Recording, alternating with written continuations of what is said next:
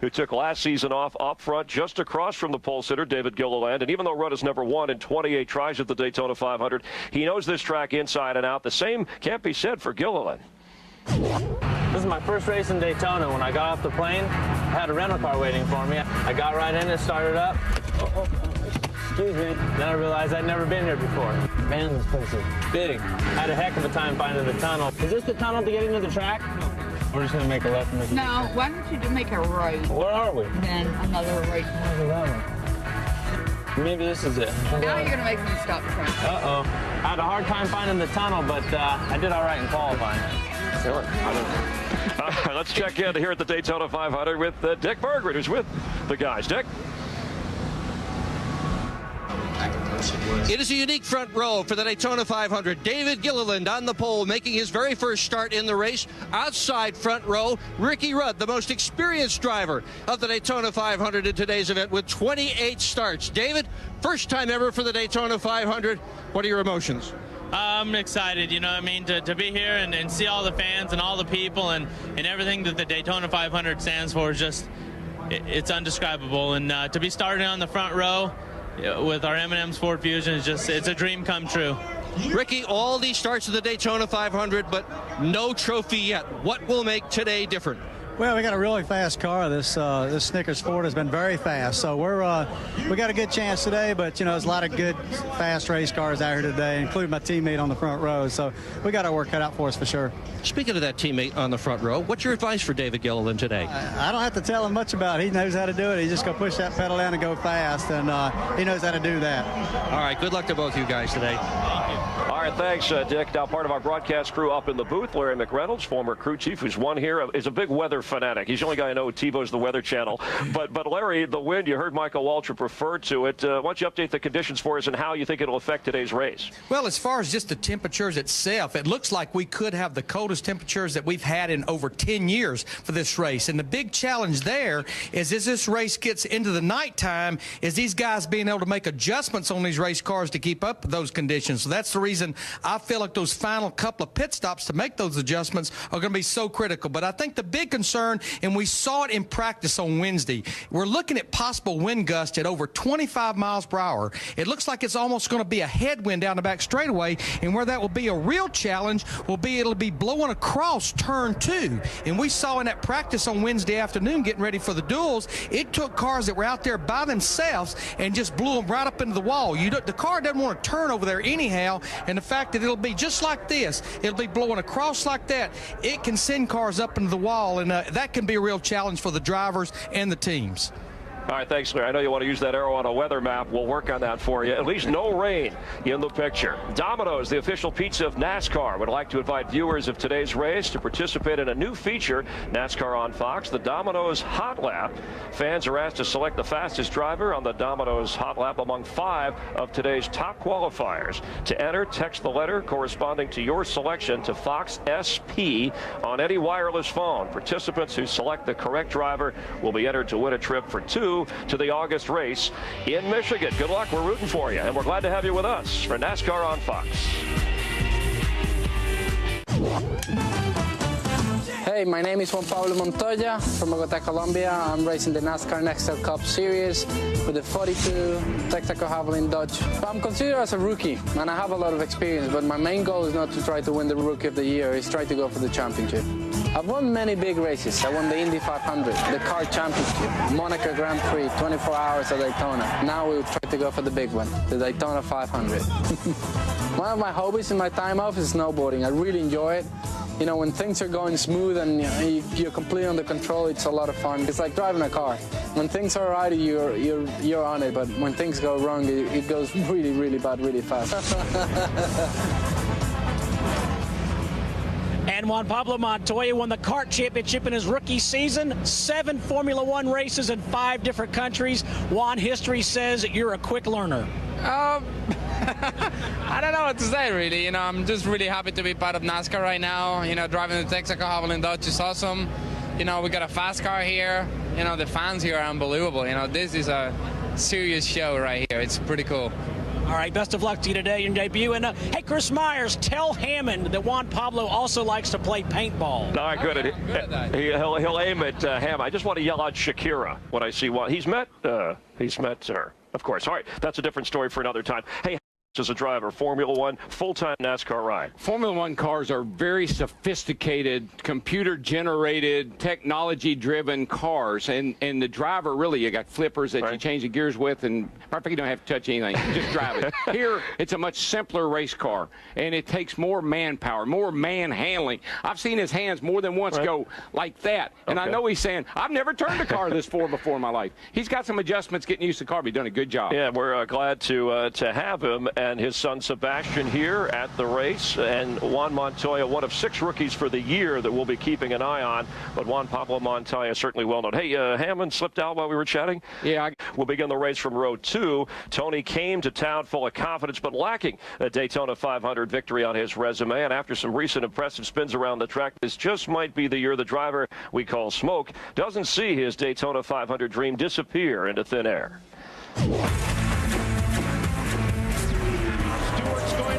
Nice job, Tony. Stewart gets his second checkered flag of the weekend. Matt Yoakum is with Tony Stewart. Matt? Chris, 29 career wins, 2 Nextel Cup Series championships, including a win in the Brickyard 400. But Smoke, is this the biggest event still missing from your racing resume? Absolutely. I mean, every year our goals are to win the Daytona 500, the Brickyard 400, and the championship, and we've got 2 of those 3, so this is the only missing jewel in the crown. But, you know, we've had an awesome week no matter what happens today. If we blow up on the first lap, we're going to leave here with our heads up high. But, you know, I honestly feel like this is the best chance that I've ever had and the best car that I've ever had with this Monte Carlo SS to get in victory lane. I mean, Chevy's done a great job, Zippy and all the guys. I mean, I'm just really proud of what they've done. But really the only concern I've got today is just taking care of my car. And then there's just one other minor concern. Our buddy Harvick there, my car owner in the Busch Series, he's been clowning around, shall we say, and I'm a little worried about his feet and his hands getting caught up. His feet. Is that his new uniform? I think it is his new uniform, so I'm worried about his big gloves and stuff, and then I'm worried about his feet getting hung up in the pedals. So that's the only concerns I've got today, really. You never know what you're going to see at Daytona, especially in restrictor plate racing. It could be trouble. Yeah. He's won from first here. He's won from second. Today, Tony Stewart will try to win from the 3rd position. To Chris Devoda. Well, Casey Kane starts 28th, and Casey, a hard hit in the Busch race. How you feeling today? I feel good. Our Charger's not quite as good. It's a really good car yesterday, but I feel fine. All right, your team director, Kenny Francis, is not here. You've been talking to him via the cell phone. Did you talk to him this morning, and what did he have to say?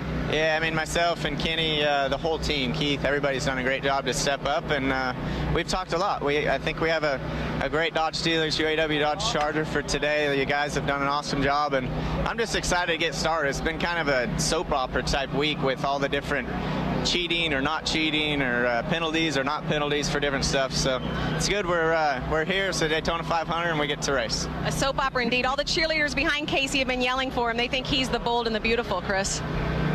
Thank you very much, Krista. Time for a little gas and go. And as we do this on the lower portion of the screen, the starting grid for today's race. All right, you're on a timer. I ask questions you have not heard before. And here we go. This is for you, Jeff. With the tweaks to the chase and emphasis on winning the races, Casey Kane, should he be the favorite? He won 6 races last year. No? Why not? No. I still think that wins are important, but you got to still be consistent. All right. DW, we have a little time on the clock. Would you make Kane a favorite? You want me to follow up to that? You can. That's called a follow-up in the industry. But we're limited on time. No, but I don't think so either, because, again, his thing knocked him out of the several races with not being consistent. All right, now time's up. All right, Daryl, this is for you. I'm going to start with you. Okay, do the changes to the chase work? You know, more points to the winner, 12 in. Do you like that? Shorten the chase to 5 races. Be sure the guy that's leading the chase at the end of 26 is leading the chase when it starts. I like awarding more points for wins. That's what I like, but shorten it up where it's more exciting. He took all the time, Jeff. Yeah, sorry, you don't have any time. All right, next question, Jeff. After 11 wins at Daytona, we just heard from Tony Stewart. Does he get the Daytona 500 today? If he has racing luck, Tony will probably bring home the checkered flag today, in my opinion. Nobody's won the Bud Shootout, the Duel, and the 500. He's got to have some luck. He's got to have some luck. He's got the car. He's got the confidence. And he's got his new girlfriend. I think it might work out. Oh, that's perfect timing. All right, here we go, Darrell. What does the Roush Fenway, that's what they want to be called, partnership mean? Team's too expensive. You ever see a race team maybe going public on the stock exchange? I've heard people talk about it, and there's probably a pretty good chance that could happen here. But what I think will happen is you'll see a lot of marketing around this program. This is not a sponsorship deal. This is a business relationship. We know John Henry is a good businessman. He's good race. He likes racing, too. He's an enthusiast. Show me the money. That's what it's all about. Show me the money. Okay. Takes a lot of money. All right, Jeff, will there be a good battle for Rookie of the Year? You know, we heard about Juan Montoya. Is he a league of his own? David Reagan, David Ruderman, some others. Contenders we'll see today. Don't forget Paul Menard. I think even though he missed this race, because the rookie deal's a whole different ball game from running for the championship. So I really believe we've got some fierce competitors, and Pablo Montoya is going to have his hands full. Yeah, right. Plus, so how Toyota goes is how David Ruderman will go. Don't count him out. All right. Will the move to Hendrick turn Casey Mears into a winner? Well, it should. I mean, that's a great team, and they got the resources, and all their cars have run pretty good through the years. I think it's time they plug somebody in there. Like we had Tim Richmond in that car one time, and he was successful. Yes, he's going to win. So, yes, he's going to win. Thanks for playing Gas and Go. And as we get set to celebrate the great American race, we remember with sadness and pride Bobby Hamilton and Benny Parsons, two competitors who were part of the fabric of this sport. They were racers. They were gentlemen. Our Mike Joy, who is calling today's race, recalls both Benny and Bobby. Bobby Hamilton rose from the short tracks of Tennessee to NASCAR, where he earned Rookie of the Year, 4 Cup wins, and the 2004 Truck Series Championship. Last March, throat cancer forced Hamilton off the track. It was the one battle he could not win. Bobby Hamilton was 49. As a young man, Benny Parsons repaired his dad's Detroit taxis so he could race on weekends. 2 ARCA titles propelled him to NASCAR, where he won 21 Cup races and the 1973 Winston Cup title. Parsons eased his way out of the race car and into the broadcast booth. Benny's wisdom and optimism made him a fan favorite. One of the great things about Benny is he's so easy to talk to. So I could go ask him anything I wanted. Questions I didn't have a chance to ask my dad, he could answer. BP is the reason why I'm here, today. I think of everything I have, is a credit to him. There's not a soul in the garage area that Benny has not touched with a smile or a kind word. He just made life fun, no matter what you were doing. His laugh was infectious. Guys like Benny Parsons, a few and far between. Complications from lung cancer treatment claimed Benny Parsons at age 65. Has won the Daytona 500, that being Dale Earnhardt Jr. To navigate us through these 500 miles of history, we bring in Mike Joy, working his 31st Daytona 500. Hey, Mike, looking forward to today. So are we, Chris. It's a moment we've waited for all winter long, and it's finally here. In 3.5 hours, one racer's life will change forever. Only in NASCAR does the season start with the absolutely biggest event. Since 1959, the Great American Race has been marked by fantastic finishes, by calamity, and by controversy. Upstart winners like Pete Hamilton in 1970 in a backup Richard Petty car, like Derek Cope, who stole the win when Dale Earnhardt had a flat tire on the last lap in 1990. You never know what's going to happen in this 500-mile race. Controversy? From the very start, when the Speedway opened in 1959, it took 3 days of analyzing finish line photos to declare Lee Petty, number 42, the winner of the first Daytona 500. Can't forget 1976. That's David Pearson backwards, Richard Petty slamming into the wall. Pearson won it. And what about the duel of 79, Yarborough and Allison, and the resultant dust-up? Whether a first-time winner or a 7-time Daytona 500 champion, the whole team gets to celebrate. And for every single driver that visits this victory lane to win the Daytona 500 means you've had a great career. And for 43 racers, the journey begins now. Now, to deliver the most famous words in motorsports, the star of the movie Ghost Rider, Nicolas Cage. Gentlemen, start your engines.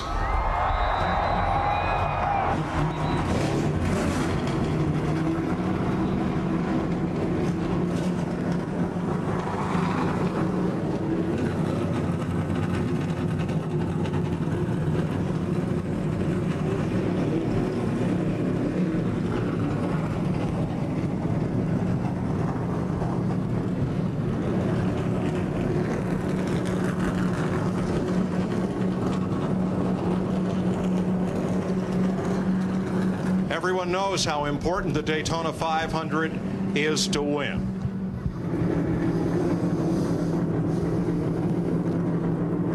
Darrell Waltrip's won it. Larry McReynolds is a crew chief twice. How hard is it, though, to win this race? Well, you've been anticipating this race for 364 days. Not just this week, not just this off season, but that long. Your family, your friends, everybody you know, your team, they're all in it with you. I think about Dale Earnhardt when he won this race in '98, and he came down pit road, and every crew member was lined up and down pit road because they were in that race with Dale Earnhardt. They wanted him to win. This place, it's what dreams are made out of.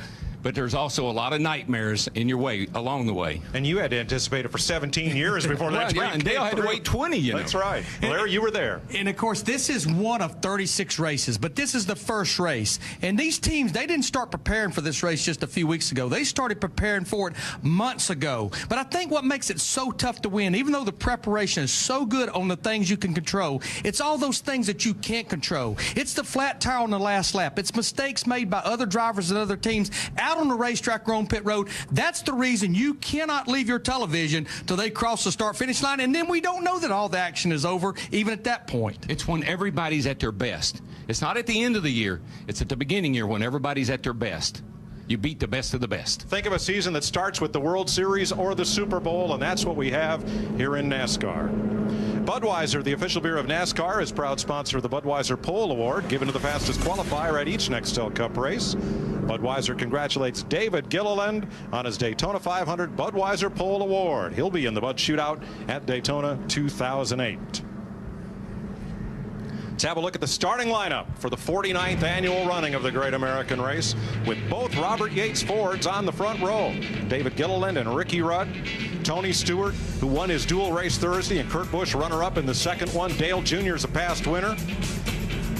And on back through the starting lineup, 43 strong. This race was so tough to make that 3 past winners of the 500, Bill Elliott, Derek Cope, and Ward Burton, went home Thursday empty-handed.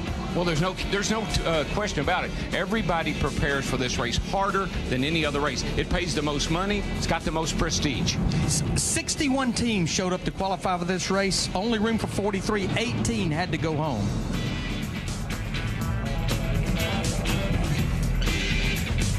A lot of rookies in the field. There's row 18, David Reagan and Juan Montoya, both rookie drivers. Jeff Gordon way out back after his winning position in Thursday's duel was disallowed due to the car's height being too low in post-race inspection. He'll have to roll off 42nd, but thinks he can win it from out back. The pace laps and the journey are underway. 500 miles from now, we'll crown a Daytona 500 champion. You're watching NASCAR in high definition on Fox. The Daytona 500 on Fox is sponsored by Goodyear, innovative technology to help you get there. And by Budweiser, the official beer of NASCAR. This is Budweiser. This is beer.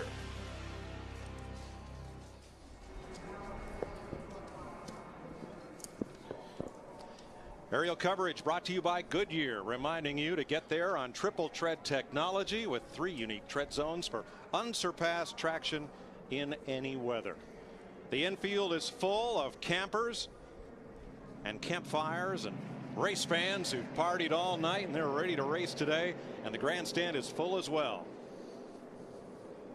It is chilly, but that's not the big story. The big story, Larry, is the wind. Well, when you've got that type of a wind, and we're probably going to see gusts over 25 miles per hour, it's like a headwind down the back straightaway and a crosswind over in turn 2. If you can imagine landing a private aircraft in a crosswind of that magnitude, just think about doing that at over 180 miles per hour, 3 wide over there in the middle of that corner. Well, let's go down to pit road in our Fox Frozen foursome, beginning with Chris Devoda.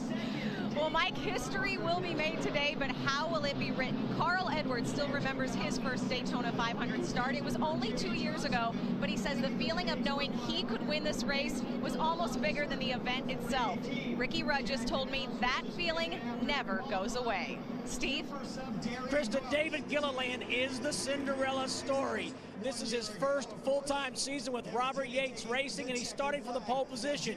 His crew chief, Todd Parrott, told me, I want him to stay on the bottom, and I want him to be patient. Matt. Kevin Harvick starts all the way back in the 34th position. He had a mechanical failure in his dual qualifying race, but Harvick's car very stout. He has two concerns going into today's race. A, starting so far back in the field, hoping everyone is patient in the early going. Second, like the guys in the booth mentioned, they'll win. But RCR, they haven't won a plate race in 7 years now. Harvick's never won a plate race. His best finish is second. They think that can change today. To the editor of Speedway Illustrated, Dr. Dick Berggren. Well, more than half of the driver crew chief combinations working today's Daytona 500 were not together at last year's Daytona 500. And when it comes to forming good strategy for this race, give the advantage to the teams that have been together the longest. Good point, Dick. 500 miles around this 2.5-mile super speedway will encompass 200 racing laps, combination of green and yellow flag laps. 200 miles on this blustery day. Pace car runs 70 miles an hour. Pit road 55. And those two things right there, they could definitely play how the outcome of this race comes out. These guys will be racing at over 180 miles per hour. You have to get down to 55 miles per hour under a green flag stop. And that pit window, 45 to 48 laps, especially as Dick Berggren was talking about strategy at the end of the race, that could play a huge role as well. And you got to watch sliding that right front tire. We've seen that happen time and time again here. If you're going to do a gas and go, or even just getting on pit road, you blow that tire out, could cause you some extra trouble and extra time. Right, don't lock the brake up. Pacing the 49th Daytona 500, this 2007 Chevy Corvette Z06. 505 horsepower, 198 miles an hour. Chevy, official pace car of NASCAR. Looks like I ought to be in the movie Cars. We have all talked about what it means to win the great American race. That is what's on the mind of 43 drivers, their car owners, their crew chiefs, their engine tuners, and everyone associated with those race cars. But what are the men inside them thinking about the importance of winning the Daytona 500?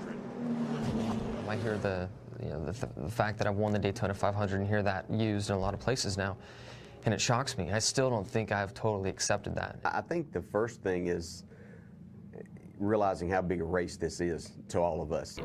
There's a lot of wins I would trade in for one win here at Daytona during the 500. This is the race everybody points towards, and so you realize that at that moment you've beaten the best at their best. There's nothing that beats the Daytona 500. I mean, it is our Super Bowl of stock car racing. Tried to stay focused on the emotion of winning it, which I've never experienced. Would be overwhelming. This is the one jewel that's missing out of the crown right now. Tony Stewart trying to do what no one has done. Win the Budweiser Shootout, the Gatorade 150, and the 500. All three events for Nextel Cup cars. Buddy Baker won 2 out of the 3, the first 2 of the 3, and so did Kenny Schrader. Nobody's won all 3. Same car that he's won both 4th of July races in. This is a good race car. His confidence is high. 6 past winners in this field. Jeff Gordon 3 times, Dale Jarrett 3 times, Sterling Marlin and Michael Waltrip twice, Dale Earnhardt Jr., and last year Jimmy Johnson. Mike, when you win most races in Nextel Cup, you're able to celebrate them and they stay with you for about a week before you go to the next race. When you win the Daytona 500, it doesn't stay with you for the rest of your career. It's with you for the rest of your life.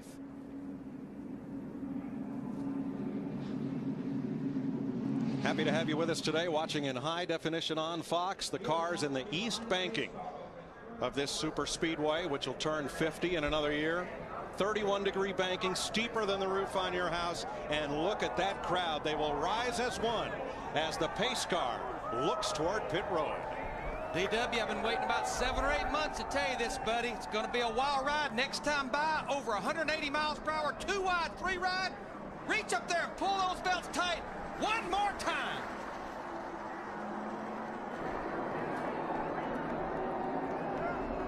Boogity, boogity, boogity. Oh, yeah, boys, let's go racing.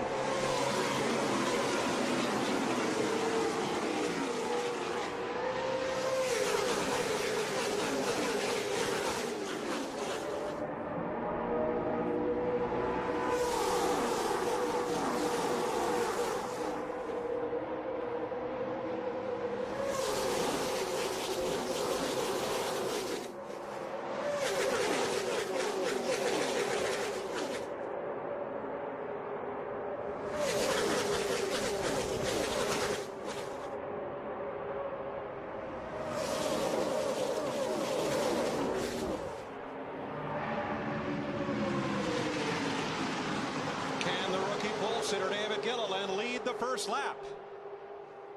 I think he can lead the first one, and I think he can probably lead the last one, the way that car has performed down here the last week and a half.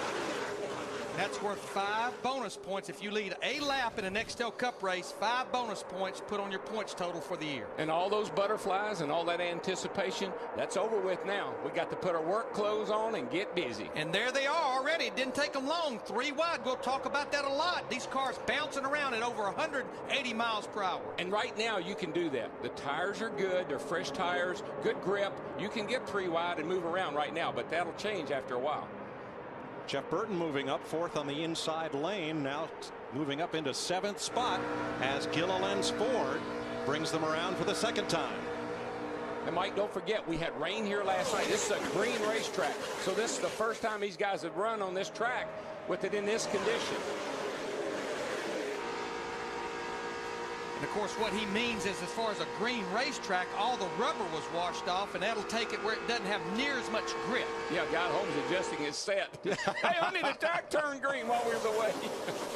Kyle Busch way up high, 3 wide, right behind Ricky Rudd, the car you're riding with. There's Tony the Tiger peeking out. That's Kyle Busch. He's had trouble finding drafting partners this week, but he's got a fast car. David Gilliland, he's got to be sitting there thinking, wow, I'm leading the Daytona 500. And the guy that's won all the races is running behind me. This is cool. That would be Tony Stewart. Big Orange riding in 2nd spot. And Big Orange is a teammate, well, sort of. They are co-opetitors. Dale Jr. is right behind him. On the outside lane, Kurt Busch in that blue deuce. He's been the best of the Dodges this week, as you watch from Dale Jr. You know, a Dodge hadn't won this race since, I don't know, back in the 70s. Richard Petty was the last one to win here in a Dodge. But for Ward Burton in 2002, you're right. Dodge had a big string of success here, but it was a long drought until Ward Burton went to victory lane. Riding with Michael Waltrip right here in the 55 car right now. Michael in the 14th position. That's about where he started. This is a backup car after the infraction in qualifying, and he got very little practice. Had to race his way in a dual race, sitting up there holding his own right now with that Toyota. I think you'll see Michael will race great. He's always driven well here. He's always run well here, no matter what car he was in. It's got to be a thrill for him, too. Mike driving his own race car for the first time. We saw Kyle Busch in that 5 car go straight from the top, straight into the middle of the pack. He has had a fast race car. The car right there, the blue and yellow car right in the middle. Oh, Tony the Tiger on the hood. Yeah, I think he's got to be patient and not make a lot of moves like that right there. He's been fast down here for the last 10 days, but he's got to be patient and have that thing around to finish. There's another guy I think we're going to hear a lot about today, too, in that 12 car going under Kyle Busch, Ryan Newman.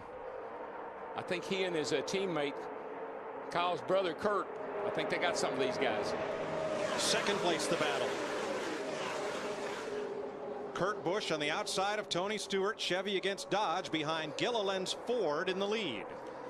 Been talking about Kurt Busch in that 2 car Dodge. Another Dodge, David Stremme in the 40. You see him peeking out to the high side right Number here. Junior, yeah, he's smoking. Saw a bunch of smoke. I don't know. It could be, you know, they got the fluid levels right up to the top. It could just be a little excess fluid somewhere. Happened over the little bit of bumps in the middle of turn 2, Darrell. It could be a little haze off the tires. Could be a little overflow in one of the fluid levels is a little high. Let's see if we can get a better look at it down here in turns 1 and 2. See him down on the bottom right there. He's down low and it's rough down there, real bumpy. Car moves around. Yeah, I think that's tire smoke. And, of course, they start the air pressure in these tires fairly low because they know they're going to gain a lot of air pressure over the course of a long run. And just think how excited we got. Just think how excited he got. I'm smoking. Here's what Denny Hamlin saw right behind Junior. 2 wide, 2 wide. Yeah, that's just Clear high if you need it. That's dust. That's what he wants to do to the field if he gets a chance. David Gilliland has led every one of 6 laps so far. Tony Stewart's been locked onto his rear bumper, and Kurt Busch in that blue Dodge trying to work the outside with help from David Stremme. Remember we watched practice the other day and the 38 car sat there and did this lap after lap. You said, why does he keep doing that? Because he can. Because he can, right. Steve Burns.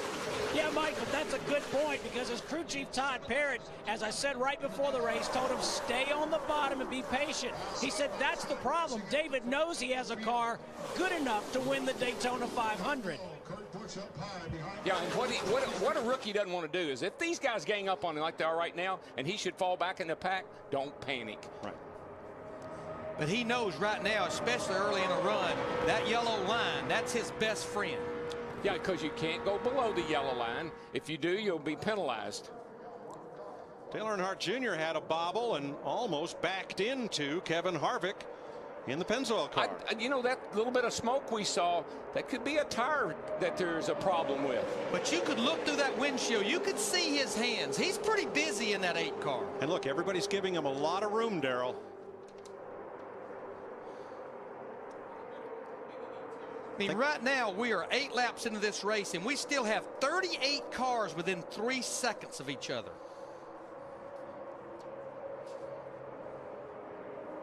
And the Pied Piper is the young man, 31 years old, from Riverside, California, son of a veteran racer and champion. David Gilliland grew up as crew chief on his father Butch's car. Plain or peanut?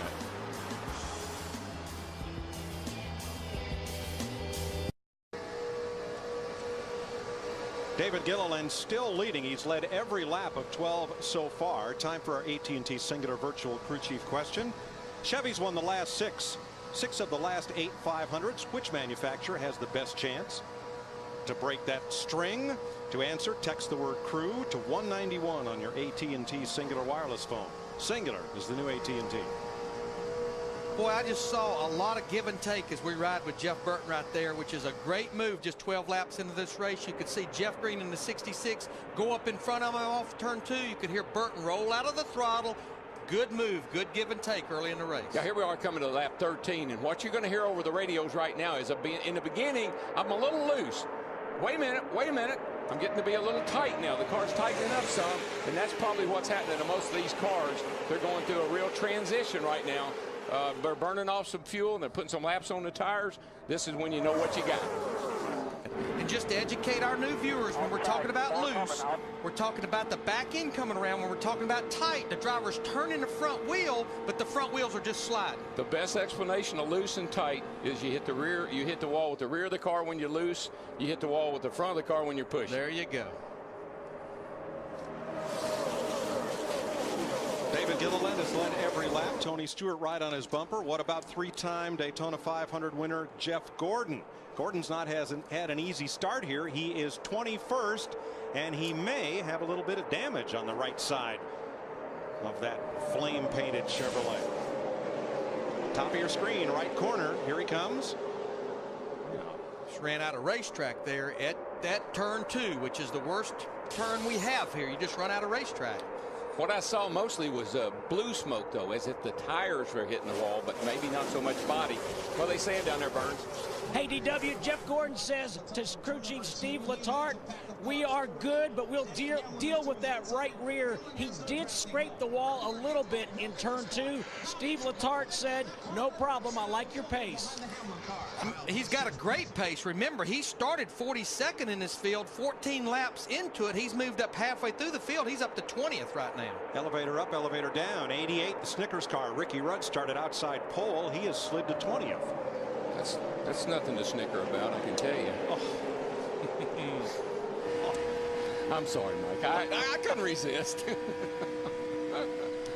But I think we have seen all week long that even though the 88 car, the teammate to David Gilliland, Ricky Rudd, even though he qualified on the outside of the front row, that car has not been as strong as the 38 car. And the number to look at right here is minus 2.9, now minus 3 seconds. That gap is increasing at the lower right of your screen between the leader and this car. Sometimes the veterans, though, they'll fall back. They'll just kind of fall back to the rear of the field and kind of scope things out and analyze things a little bit. Kevin Harvick trying to move up. New colors for that Richard Childress number 29 this year. He's up to 13th, Matt. really on the move, Mike, that Chevrolet. Now, he said the car is really good balance-wise. Not talking about what kind of adjustments, but a lot of guys are talking about. If we get a caution from 0 to 15 laps into a run, teams are talking about the two-tire scenario, but they've got to be very careful. Trouble. Oh, trouble. Back straight away. One car sliding toward the wall and stops short. Boris said the 60 car had to race his way in. Nothing. In the grass in the back straightaway. You all right, boys? Caution will wave. First caution of the day, and it looked to be as if it could have been a single car incident. The veteran road racing champion is going to run half a dozen or so cup races in a car from out of Jack Rouse's shops. We've seen so much trouble off of turn 2, and again, we'll just point out it's a lot to do with the wind, and then of course you come down off of turn 2 out of the banking over there, the track really flattens out as you come down out of the banking. Watch the number 60, bottom of your screen. On the bottom. Wow. It just looked like that car had that four-wheel drift up off the corner onto the backstretch. It's almost what happened to Michael in the qualifying race when he got into Dale Jr. That thing just took off, baby. Bam, just like that. First caution of the day in Daytona.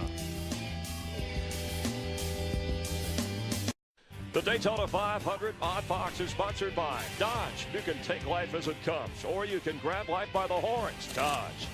By Napa Auto Parts. Napa, get the good stuff. By Coca-Cola. Thanks for drinking.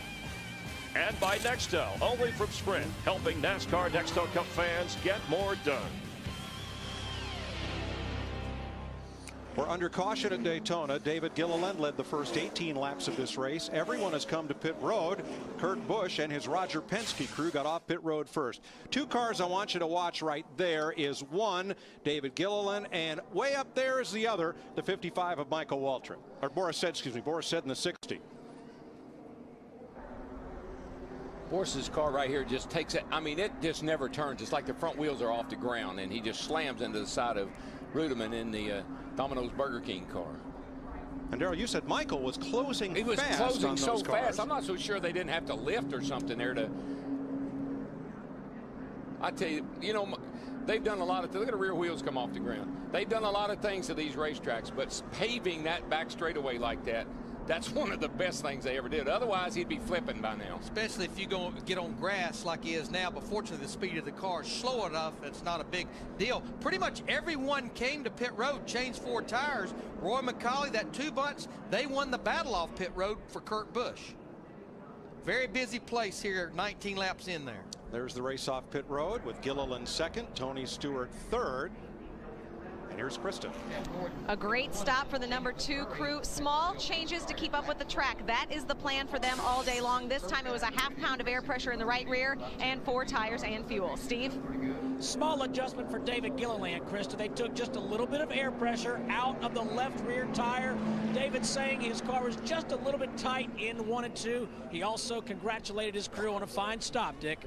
Over the last 3 years, Tony Stewart has led more laps here at Daytona than anybody else, although he is yet to lead a lap today. Minor adjustment and 4 tires on that pit stop. Matt. Dale Jr.'s last plate win was 2004 Talladega. No changes on their car the last stop. Jr. is just cruising. They were just past their window, possibly going with a 2-tire strategy change. Kurt Busch, Gilliland, Stewart, Earnhardt, Newman are the first 5. Now, David Gilliland, he may be a Daytona 500 rookie, but watch this. He's got to race Tony Stewart, who's in the next pit stall down, out of his pit, and you'll see he gives Stewart no quarter and races him hard until they get up to the 55-mile-an-hour speed limit, and Gilliland edges ahead. It's a drag race.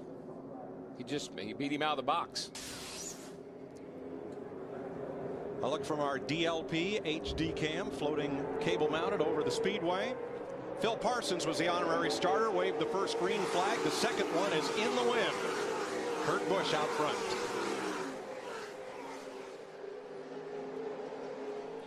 It was a single file restart since all 43 cars that we have out there are still on the lead lap. In the shadows of turns 1 and 2 on the west side of the speedway, they pop back into the sunlight. Exiting 2 down the backstretch, that's where the wind whistles right at them.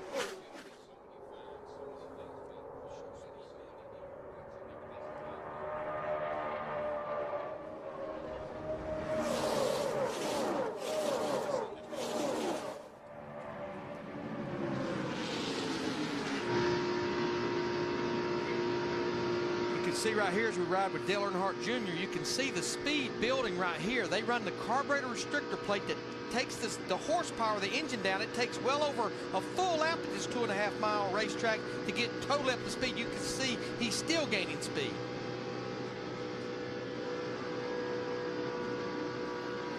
This racetrack, Mike, is such a contradiction. I mean, we want to slow the cars down. These are race cars. You bump into your friends. You bump draft your friends. Anywhere else, we kind of take it out on our friends. Everything here is almost like a contradiction.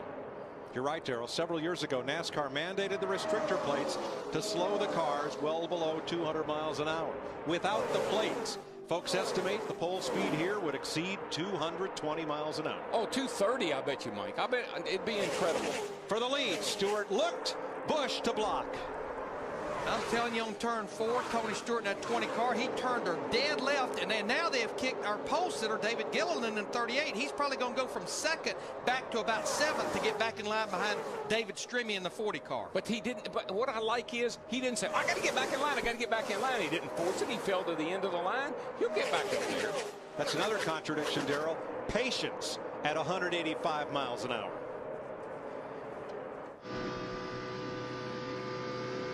Stewart and Jr. hooked up. Familiar drafting partners. Stewart helped draft Jr. to his Daytona 500 win. That would be my biggest worry if I was another competitor. Those two cars getting hooked up. I think it's all over this early in the race if they do. Stewart looks high. Busch comes up. Stewart looks low. How wide is the track and how much of it can Kurt Busch take up? But now we're riding with Dale Earnhardt Jr., who moved to the high side. And he has Kurt Busch's teammate, Ryan Newman, in the 12 pushing him. Can I tell you one thing? Please. That irritated Tony Stewart to death. He does not like to be driven, raced against like that this early in the race. Where are you going? Now Jr. has eased off and he'll fall to 6th or 7th. If you get kicked out of line and nobody goes with you, Darrell, it's pretty much a certainty where you're headed. Well, there's a lake out there and you become one of those sitting ducks. Now, because this group up here wasn't satisfied with running single file, that 7-car lead pack is about to become about an 18-car lead pack. Jeff Burton bringing the second group along. They got a little scattered out on the restart. Now it's becoming one big freight train again. Here's our singular virtual crew chief response. Chevrolet's won 19 of 48 500s. It can another make win today. And you said Ford, Dodge, Toyota. We'll get you that. The thing about these restarts right now, these early cautions, Mike, the reason they get scattered out like this is they're single file. There are no lap cars to start on the inside. So when you restart this thing, the leader's coming by the start-finish line. If you're back there in 30th or further back, you're coming off turn 4 almost. You're going to lose a lot of ground. Boy, Tony Stewart in the 20 car. Now he has Kyle Busch in the 5. We know he's had a fast race car all week long. He's been looking left and right. But now Kurt Busch continues to block these guys. And what we saw in the first couple of laps of this race, Steve Burns, is that Kyle Busch was making sudden moves. Fairly aggressive moves to go lane to lane, but sudden moves. And I wonder, Steve, maybe that's why he's having a little trouble finding some drafting help. Well, Mike, I know I can tell you this about his race car. He did make some sudden moves, but his car became very tight early in this race, particularly on the exit of the corners. What they did was they made a track bar adjustment. They went up 2 rounds to fix that tight condition. Dick? A few laps ago, Darrell Waltrip complimented David Stremme on being cool when he got kicked toward the back of the pack. Yesterday, in happy hour, the final practice session, Stremme played with the rest of the field, went all the way to the back, and worked his way all the way to the front. And moments before the start of the Daytona 500, he told me he has a car that can pass anywhere, anytime. He's trying to prove it right now, Dick. That is Stremme in the number 40 on the outside, the lead car in the outside lane. Here's our singular virtual crew chief answer. Ford has the best chance of going to victory lane aside from Chevrolet this year, you said? One thing I see in Tony Stewart, Larry, Mike, is last year he had a car capable of winning this race. He got in a bunch of little skirmishes out on the racetrack. He and Jeff Gordon off turn 2. He and Matt Kenseth down the back. I think he let his temper and his judgment get the best of him last year. I see a little bit more patience in him this year, like we talked about a little bit ago. There's no doubt that one of the keys to winning this race, keep your emotions in check. If you're going to win the big one, you got to play big. Tony Stewart finished 5th here last year in the race won by Jimmy Johnson, who went on to win the Nextel Cup.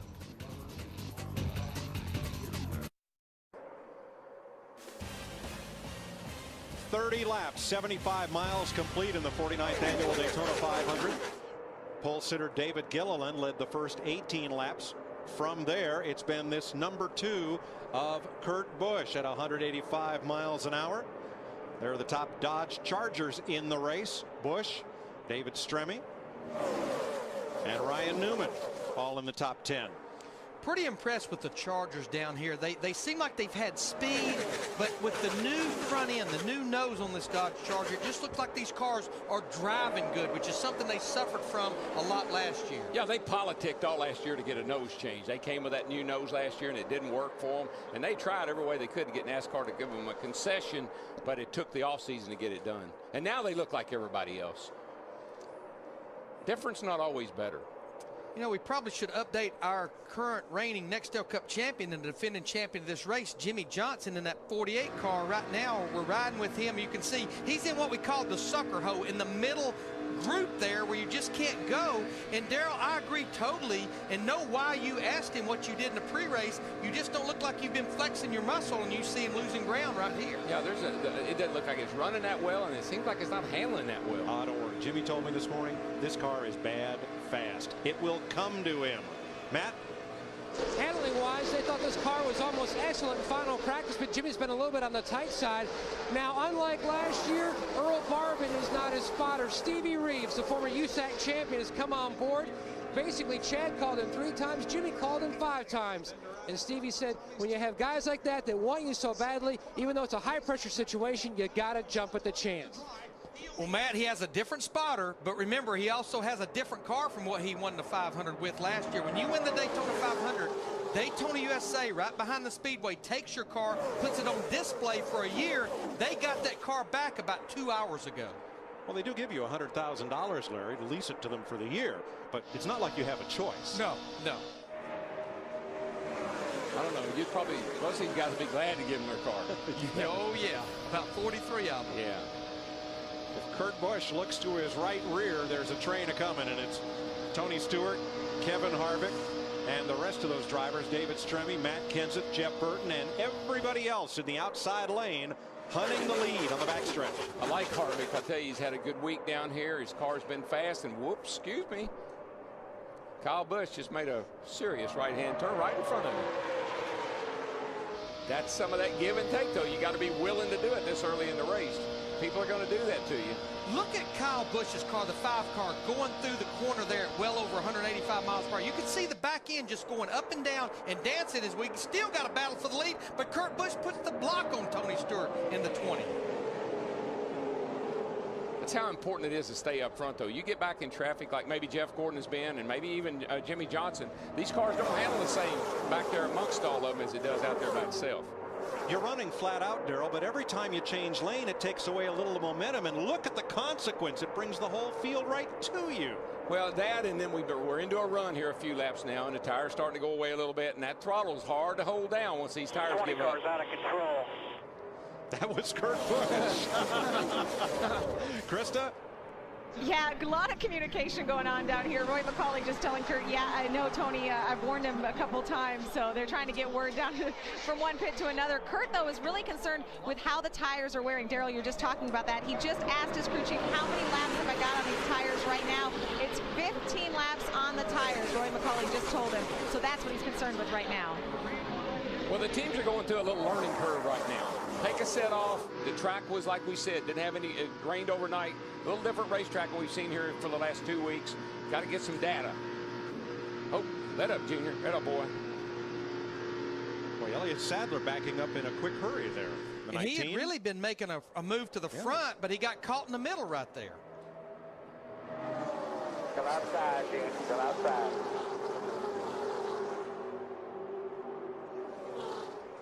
"18 laps led for David Gilliland, the pole sitter. Kurt Busch will lead his 18th lap this time around. I I want the Cup. Nearly 40 laps into the Daytona 500. Kurt Busch, who has twice finished second in this race, currently your leader. His owner, Roger Penske, has won 14 Indy 500s, but hoping that Kurt Busch could give him a Daytona 500. A quick Fox Racing break. If you're just tuning in, we're glad to have you along. David Gilliland, his first Daytona 500, starting on the pole and leading the first 18 laps. Ricky Rudd, Robert Yates racing alongside. Dale Earnhardt Jr. starting fifth, bouncing between 6th and 10th most of this race. Jeff Gordon, who was at the back of the pack, scrapes the wall. Yeah, he does a little bit of a Daytona slam off of turn 2, and that was followed just a lap or two later, on lap 16, whenever Borsett come up and slammed into the 0-0 of David Rudman around. He went bringing out the first caution. Daytona slam, all of the Darlington straight, but Jeff Gordon working his way back up. Yeah, he may have started 42nd. He really is coming up through here right now. He is looking like he's got a good hand on the race car, and that shot did not help him, it didn't look like. Jeff Gordon, one of those drivers, 4 others working without their crew chiefs because of rule infractions and penalties handed out this week. And so far, everything looks pretty good. These guys all look very competitive right now. I think that, Michael Waltrip's the only one that's kind of struggling early on, but look for Michael to rally back. Actually, Steve Letarte working with Jeff Gordon, who is hoping for another Daytona 500. Let's rejoin Darrell, Larry, and Mike. 5-car breakaway at the front of the field, Chris. Kurt Busch, Tony Stewart, Kurt's younger brother Kyle Busch, David Gilliland, Ryan Newman. And then it's about a half a second back to Kevin Harvick in 6th. That yellow car of Harvick's has come from 34th starting position. Big climb, biggest gainer of the day. Ahead of his teammate Jeff Burton, Dale Earnhardt Jr. and Matt Kenseth. I think what I just heard on that audio, if you notice, Tony Stewart is starting to lay back just a little bit off Kurt Busch. These guys run a tremendous amount of tape on the front end openings where the air goes in to cool the radiator and the oil cooler. And it sounds like maybe they have too much tape. He's starting to run hot. That's the reason he's not tucked right up on the 2-car Kurt Busch right now.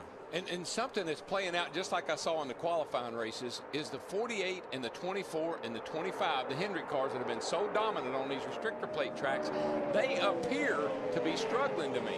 They just don't have the speed that they have had in the past. Well, none of those cars, Darrell, were very fast in the last practice yesterday either.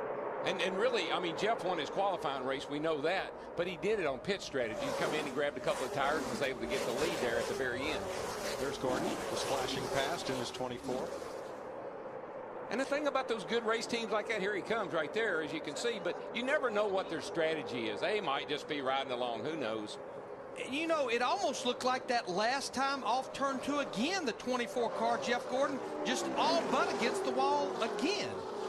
And we're getting a report that he did skim the wall just a little bit. Well, let's have a look. There he is up behind Jimmy. And you know what? I think it looked like something happened to Jimmy Johnson because I saw smoke come out of his tailpipe. Let's see if he lets off. Oh, yeah, he let off. And he hit the wall as well. And that sucked Gordon in there with him. Got to run. Side. 26 coming to you with a big push. Some of that handling, some of it could be these huge wind gusts that we're having that hit the cars just as they come down off the turn 2 banking. Steve. Mike, listening to Jeff Gordon in that 24 car, the longer the run goes, the tighter his race car gets. When he first gets the new tires on, he feels great, but right now that car continues to tighten up. Matt. Air pressure change in the last stop, Steve, did not help Jimmy Johnson's balance. The car still tight, and Larry Mack, you talked about that Daytona 500 winner from a year ago. Chad Canal started building this very race car back in July 2006. Oh, yeah, it's something these guys work on well before the old season actually ends. But I think a couple of things that's happening. As Darrell mentioned earlier in the broadcast that the racetrack was green from being washed off last night. Now some rubbers get down on the track as we're 44 laps into this race. And that kind of sometimes can enhance the car not wanting to turn. Plus, this is the longest green run. You burn fuel off, the car gains nose weight, and that actually magnifies the push too.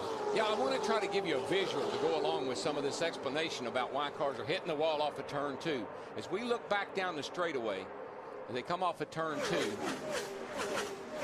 you see how the cars come down, what we call down out of the banking. Possibly a problem, Darrell, on the 17 of Matt Kenseth. Let's check with Krista. Yeah, Matt said he thinks he may be getting a flat left rear tire. He said the car is so tight, he cannot do anything with it.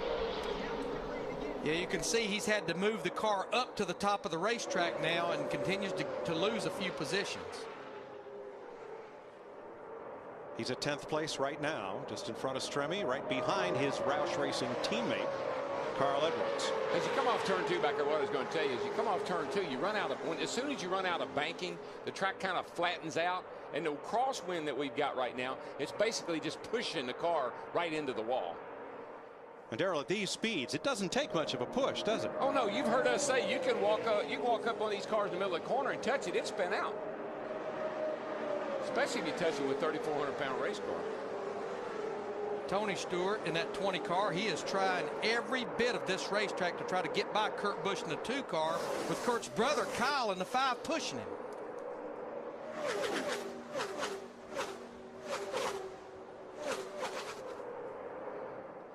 Still time to register your choice for today's Domino's Hot Lap. Text your selection among today's top 5 qualifiers to FOXSP on any wireless phone.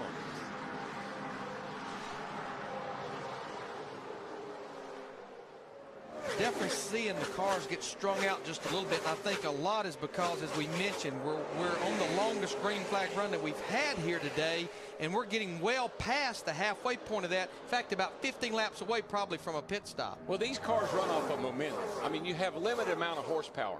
If you start having to burp that throttle just a little bit, even if you don't think you're lifting, oh, I'm not lifting that much, it slows them down. And that's what's happening. Some of these cars, the handling's gone off. They're having to squeeze up out of that throttle just a little bit. Dick Berger and Tony Stewart has been in 2nd place almost this entire race. Yeah, he has. My car is pushing a little bit, but the interesting story here is that envoys from both of the Penske teams, Kurt Busch and Ryan Newman, have been down here to Stewart's pit so that they can get together and pit together. Matt? Kevin Harvick predicted before the race that you would see people break away in packs. He's been trying to stay in line with the 12 car of Ryan Newman. He was glad to see those guys in the front get dicey so he and Newman can slowly try to reel back in that lead pack. Got a lead change, guys. He finally made it. Tony Stewart to the outside, second lead change today. Ooh, Kyle Busch. Well, what Kyle sees is the 12 car coming.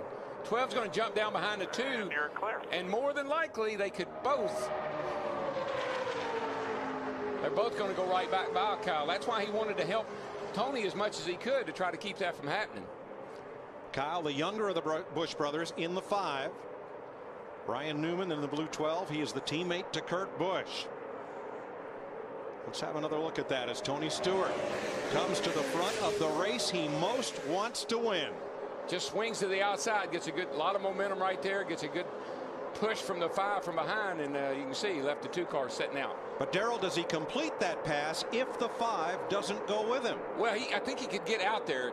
He probably wouldn't have been able to stay in front of him. So Kyle Busch, Kurt Busch's brother, did away with that part of it, went with another Chevrolet to complete that pass. Imagine that. Tony Stewart, 2-time series champion, is the 3rd driver to lead today's Daytona 500. Tony Stewart continues to lead at 53 laps, 53 of 200 complete. Aerial coverage brought to you by Goodyear, helping NASCAR drivers get to the finish line for the past 25 years. Goodyear, get there.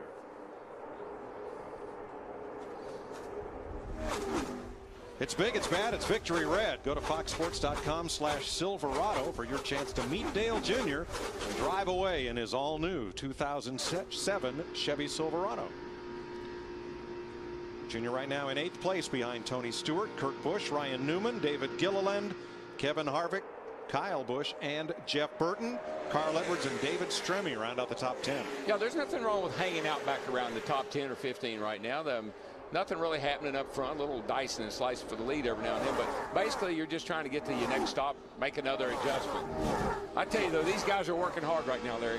Look inside of Casey Kane's car right here. Look at him work that wheel. That car is hitting the bumps in the track and bouncing him around. Look at his head move. That's how he's working hard, and every muscle in his body is tense. That's Mikey right there. He's a little more relaxed, but you can tell his car is tight. Look where his right hand was. Way, way over to the left. Ricky Rudd, outside pole sitter.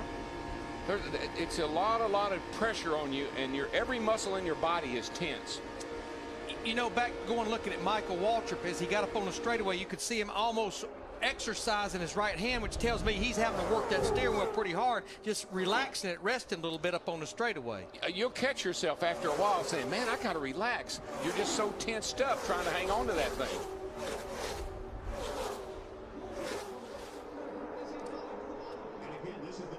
Little talk between the 2 and the 20, the 2 leading cars, Tony Stewart and Kurt Busch's cars, about when to pit. See, there's another contradiction. Working with the other guys. You're supposed to be trying to beat them. Consorting with the enemy. Yeah. What do you call it, though, Darrell? Co-opetition. Yeah. You do what you got to do right now. But let's explain why these guys want to come to pit road together. You would think you would want to be on there with a wide open pit road, but we know how the draft works here. We know how much faster cars lined up are versus a car by yourself. So when you comes time for your green flag pit stop, you would like to be on there, I think, in the perfect world with about 10 or 12 cars. That way you come in together. You got to make sure you're all on the same strategy, which I'd say most of these guys will change 4 tires. That way you leave together and you can get back up to speed quicker as a pack. But see, it's strategy. That's a Chevrolet leading the race. That's a Dodge running second and third, but they're going to work together right now because it's in their best interest. Who's your best friend? Your buddy out there, whoever's leading the race. The guy that can help you the most. That's right. Who's near you that's fastest? This is just the first race of the Nextel Cup season. Next Sunday we'll be at California Speedway in Fontana, the Auto Club 500 on Fox. Matt? Mike Dale Earnhardt Jr.'s new best friend is Jeff Burton. That's who he wants to run with right now. Junior's running the high line down in 1 and 2. The car just way too tight down in 3 and 4. They should hit pit road on or about lap 64. Deals already being made. One of Kevin Harvick's crew members has been up and down pit road. We saw Matt Borland down talking to the 55 team. Everybody trying to get together to pit. Thanks, Matt. It takes 49 seconds to lap this track. And right now, 25 seconds behind is the Haviland Dodge for Formula One Ace 1 Pablo Montoya. He says the car is really tight. He goes in the corner, car doesn't want to turn. And I'm watching the lap times. This backs up what I was talking about running by yourself. Right now, he is a second slower by himself versus a group of cars running together. And I think part of that could be, it's not that maybe there's something wrong with the car. If you're not accustomed to really hanging in the draft and you got to be quick on these restarts and get out of the pits with all the good cars, this is what can happen to you. The team's getting ready to pit in just a few laps. We'll take a pit stop now. 58 laps complete in the Daytona 500 on Fox. The Daytona 500 on Fox is sponsored by Chevy. The most wins in NASCAR history. An American Revolution. All 3 Evernham cars pit together under green. The Dodges of Casey Kane, Elliott Sadler, and Scott Riggs. And Riggs came in tight to the wall, anticipating a 2-tire change. They had a little trouble getting 4 on, and Riggs will lose quite a bit of time there. In the lap before that, we had 3 cars that hit pit road. The 2 Toyotas of Michael Waltrip and Dale Jarrett, as well as the 7-car Ford of Robbie Gordon. Here's Tony Raines in. Terry Labonte, a past champion of the series, drove this car here last year. Raines picking up the ride. He was signed in the preseason, but he and Labonte shared the ride in 2006. 2 leaders haven't changed as Montoya comes to pit road. Yeah. This is when, Larry, as you well know, you sit on that pit box and hold your breath. Well, in the perfect world, get these things cycled through. Yeah, in the perfect world, you're going to go down a lap here making a 4-tire stop on the green. So in the perfect world, what you hope is it cycles through the entire green flag pit stops without a caution falling in there. 10 cars in line, all coming to pit road at the same time, Steve. Hey, Mike, Juan Pablo Montoya saying his car is silly tight. He said, I can't even run around on the apron. They made a huge adjustment on the track bar on the 42. 2 of the 3 Childress cars in, and a big group this time. Dave Blaney, Jeff Gordon is in, Jamie McMurray, and more. Matt? And the 31 of Burton is in, as well as the 1 of Truex. They're making a chassis adjustment on the 1 of Truex. Burton, they want to go back on the air pressure of the car. It was too loose in the middle of the corner, and it was tight on exit. Ricky Rudd, David Stremme, Mark Martin among those who pit this time. Reed Sorensen in. I don't believe Montoya's problem is a new problem. I saw him talking to Donnie Wingo, and he had his arms crossed up like he was trying to show him how hard he was having to turn the thing to the left. That was in practice yesterday. Here's Kevin Harvick and Kyle Busch on pit road. Jimmy Johnson coming as well as you watch on board Johnson, along with his teammate Casey Mears, Sterling Marlin, and Ken Schrader. Steve? Kyle Busch in the 5 car on pit road, Mike. They made a track bar adjustment, but they got way too tight. This time they're going to adjust with wedge. Matt? Chassis adjustment already completed for Kevin Harvick Chevrolet. His car at the end of that run just gone to the tight side. Significant changes on the 48. The defending 500 winner Jimmy Johnson. His car was very tough to hold on to. You saw him graze the wall. Service almost complete. He's finally down and away. 3 leaders in. Tony Stewart, Kurt Busch, David Gilliland, and the 12 of Ryan Newman. Krista? The number 2 of Kurt Busch is in, hoping for the kind of stop they had last time where they got out first. This time, another air pressure adjustment. Dick Berggren. Stops his car absolutely perfectly. They are going to make a minor chassis adjustment in his car. All 7 men over the wall worked this team last year. Steve? Adjustment for David Gilliland as well. He stalled the car exiting pit road. It's a little bit tight. Matt? The 8 of Dale Earnhardt Jr., they've already made their chassis adjustment. He, like so many others, car just fighting a little bit tight, worse on one end than the other. He smokes him as he leaves his pit stall number 1. A little bit worried about Gilliland. He came into pit really, really hot on entering down here, and then he killed the engine as he left. So that was a little bit of a disaster for him. And I hope NASCAR didn't get him for speeding. Another rookie, David Reagan, veteran Mike Wallace. And all 3 Joe Gibbs-owned cars, Stewart, J.J. Yaley, and Denny Hamlin, all came in on the same lap. Here's what I'm talking about, Mike. You can see how far back he is behind Tony Stewart and Kurt Busch. And here comes the 38 Gilliland. And, man, he can't get it wound up. He's got the brakes locked up, smoking the tires.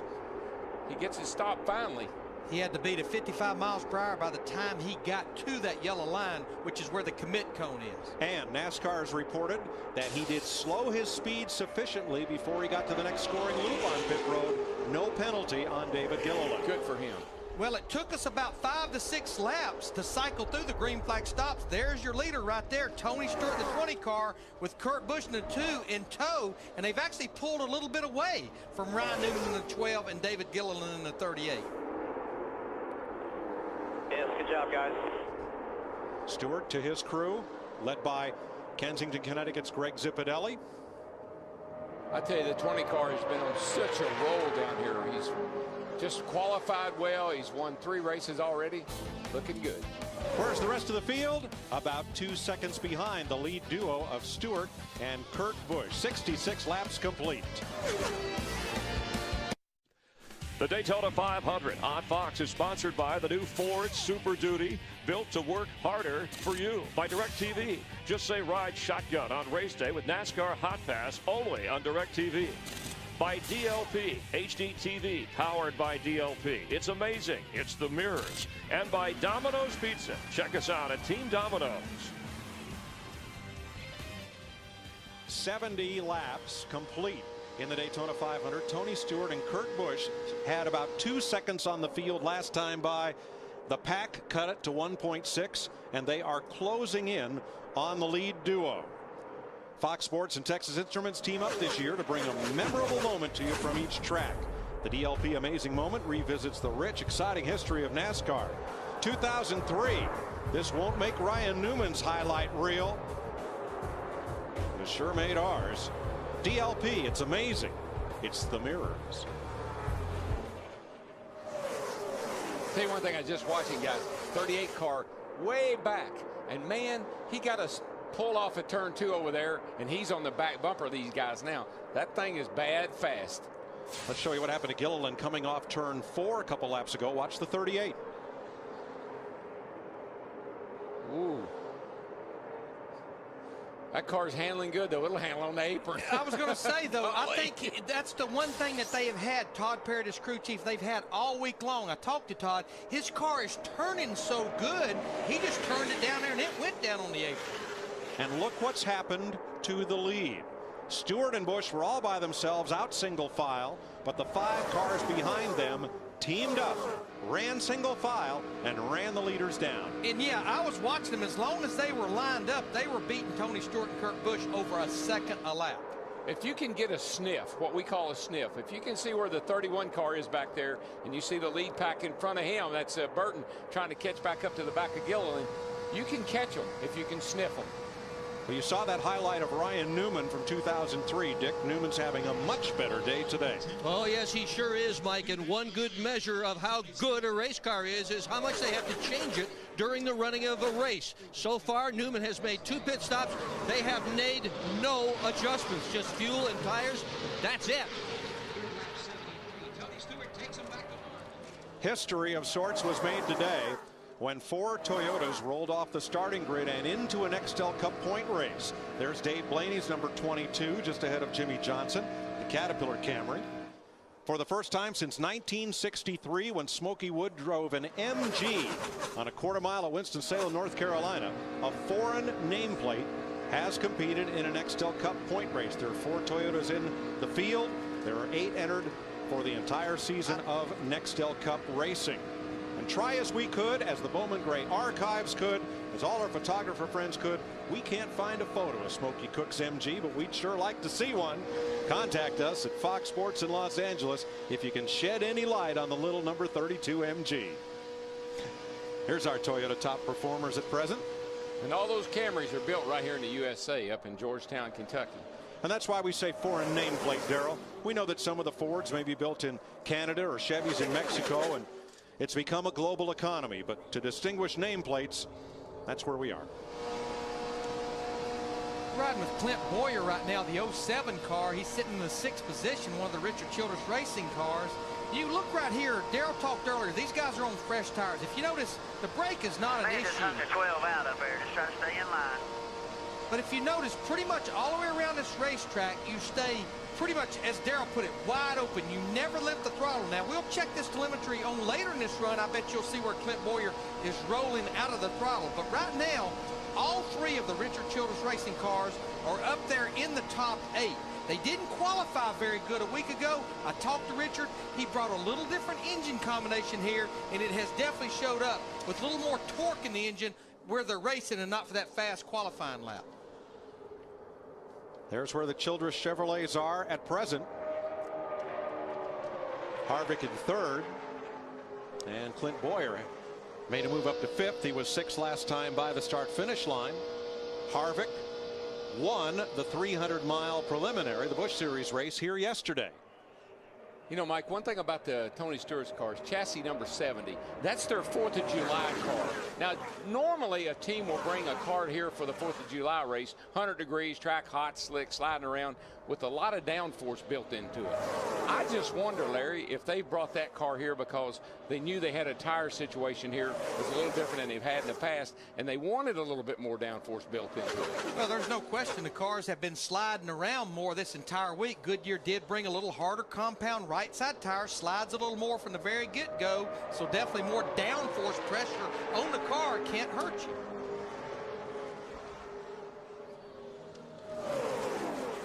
Let's check downstairs with Jeff Hammond. Mike, to add to Darrell and Larry's discussion, the one thing I'd like to point out too, guys, remember this test that was run down here by the 20 car was done without Tony Stewart behind the wheel. So if that's the case, Greg Zipadelli and that whole entire Joe Gibbs team did an excellent job of figuring this car out, because remember, Tony was out running the Chili Bowl. And credit Mike McLaughlin, the Busch Series driver and former modified champ, who was behind the wheel for that test. And that's not the first time that Mike has done the testing at Daytona or Talladega for these groups. But I think one thing you can also credit it to, they have not torn one of their restrictor plate race cars up in a long time. They're just able to fine tune and make it better. Yeah, I don't know about no Chili Bowl. I'd want to run the Super Bowl if it's me. He's doing a pretty good job of that right now. Looks like he might be able to do both, huh? Tony wants to win them all. He won an open wheel race in Fort Wayne. He won the Chili Bowl in Tulsa. And he's won 2 races here this week. Pretty good start.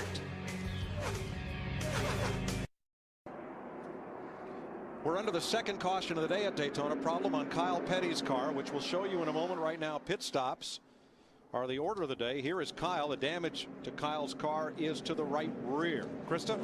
Kurt Busch needs his Miller Lite Dodge to be just a little bit looser. The way they're going to solve that is by going up just a bit on the track bar. Kurt saying he can get to Tony. He just can't get up there and stick. Steve? Krista, Kyle Busch just told his crew, I ran over something going 200 miles an hour. Check the valence, Dick.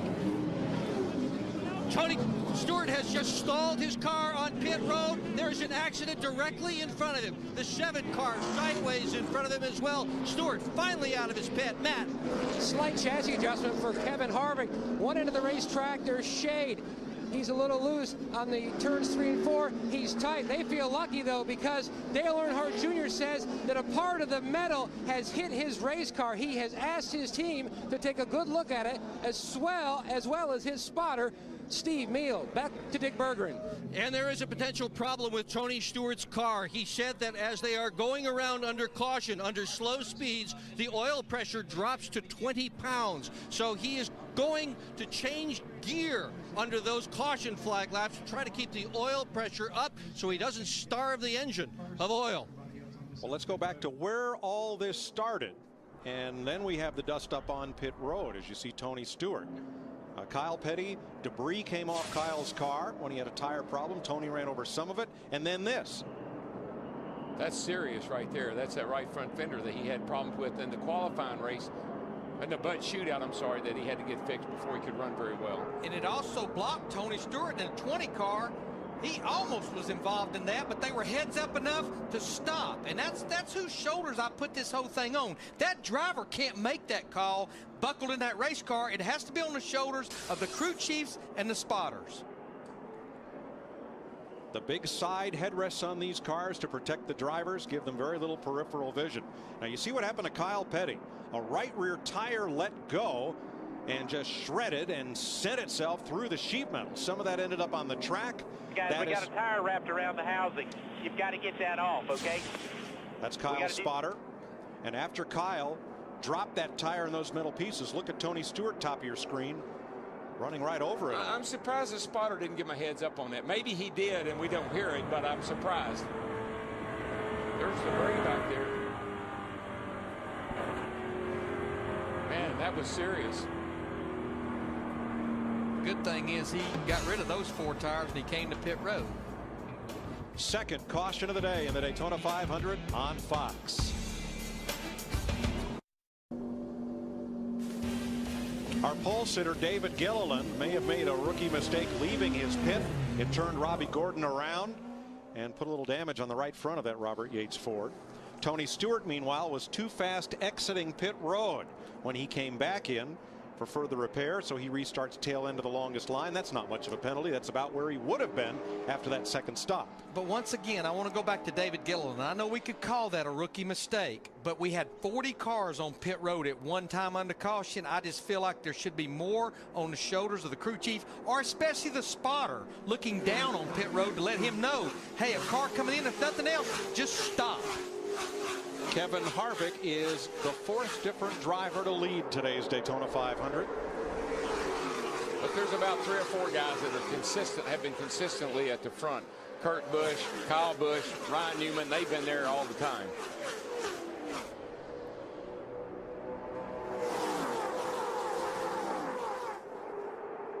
So Stewart and Gilliland will have to come from the back along with Jimmy Johnson, who made another pit stop for the lead.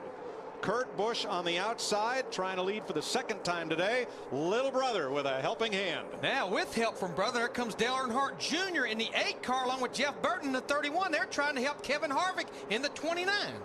Speeds continue to build on the full lap of the restart. And look at the outside lane, full head of steam. Here comes Jeff Gordon with David Stremme and Denny Hamlin in the FedEx car. That happened because they had the inside line slowed down from the bump. Who's your daddy? Who's your brother right now? That was Denny Hamlin. And that was a big charge on the outside by Hamlin, Stremme, and Jeff Gordon. I always had a theory. If you could hang around on the lead lap and get through the first couple of cautions, you had a chance.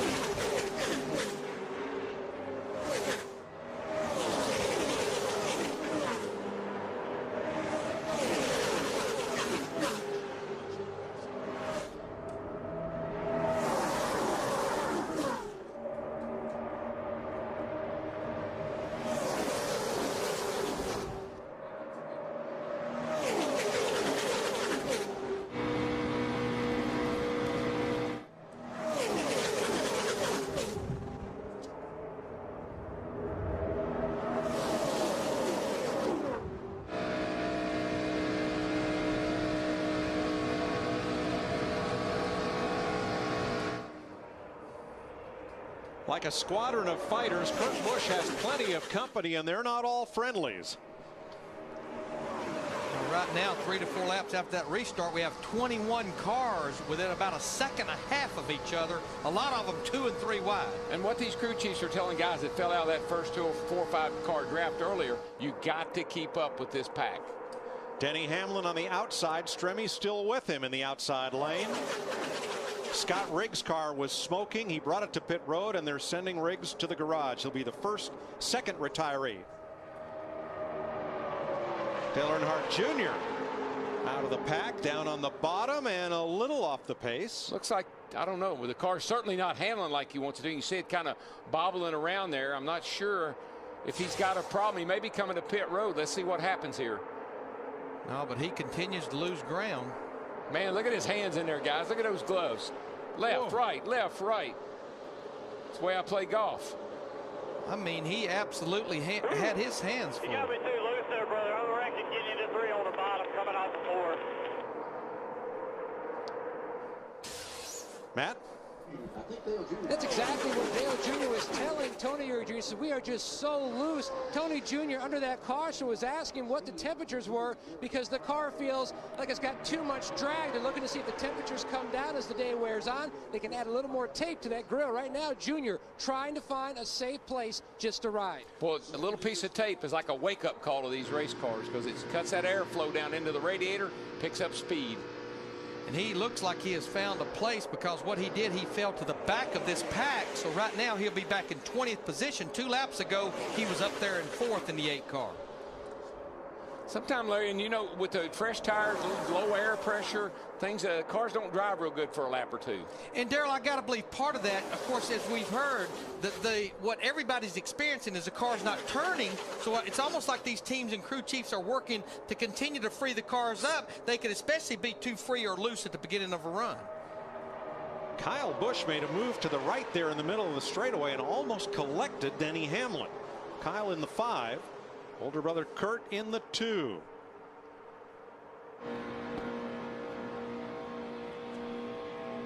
Well, these first 4 or 5 guys, you know, they've been out there riding by themselves single file. All of a sudden they're asking their spotter, where'd that guy come from? A little bit of bump draft there on David Stremme in the Coors Light car. Krista, how about the 11?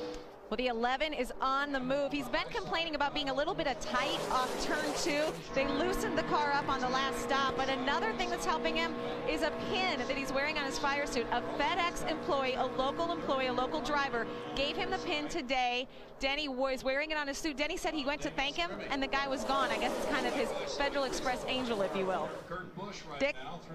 After that round of pit stops, everybody got back out on the racetrack. Tony Stewart and company decided that they needed to come back into the pits and take a look at the front valence. When Kyle Petty blew that tire, Stewart had run over some debris, so they pulled out the front valence and they've got that all squared away. But when the green flag dropped, instead of leading, Tony Stewart restarted 40th.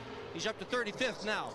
But Dick, he had nothing to lose by coming back to pit road to make sure everything was good, because remember about the pit road speeding penalty. The penalty was he had to start at the tail end of the longest line, so nothing lost by coming back to pit road. Yeah, the only thing you lose is you get back in that traffic, and boy, that can be a nightmare with a, you know, even with a good race car.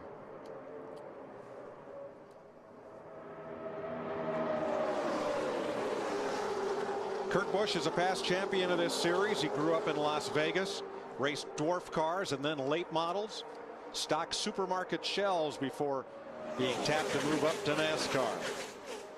UPS delivers the chance to manage your own free fantasy auto racing league. Go to foxsports.com for more information. And why is he fighting for the lead so hard? The kind of year he had last year. Here he is on the big stage, and he's the star of the show right now. Kurt Busch in front of Kyle, Denny Hamlin, Ryan Newman, David Stremme. We're closing in on halfway in the Great American Race.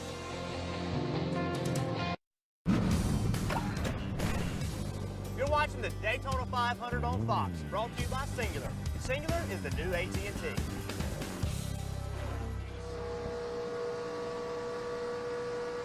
Singular is the new AT&T as Jeff Burton races in 4th position behind Kurt Busch, Kyle Busch, and Ryan Newman. Larry, is it just my imagination? We listen to these guys all the time. I don't hear anybody screaming like we used to do. And, you know, for the most part, you and I have talked about it all week. Everybody has been pretty happy with the way their race car's been driving down here for the most part.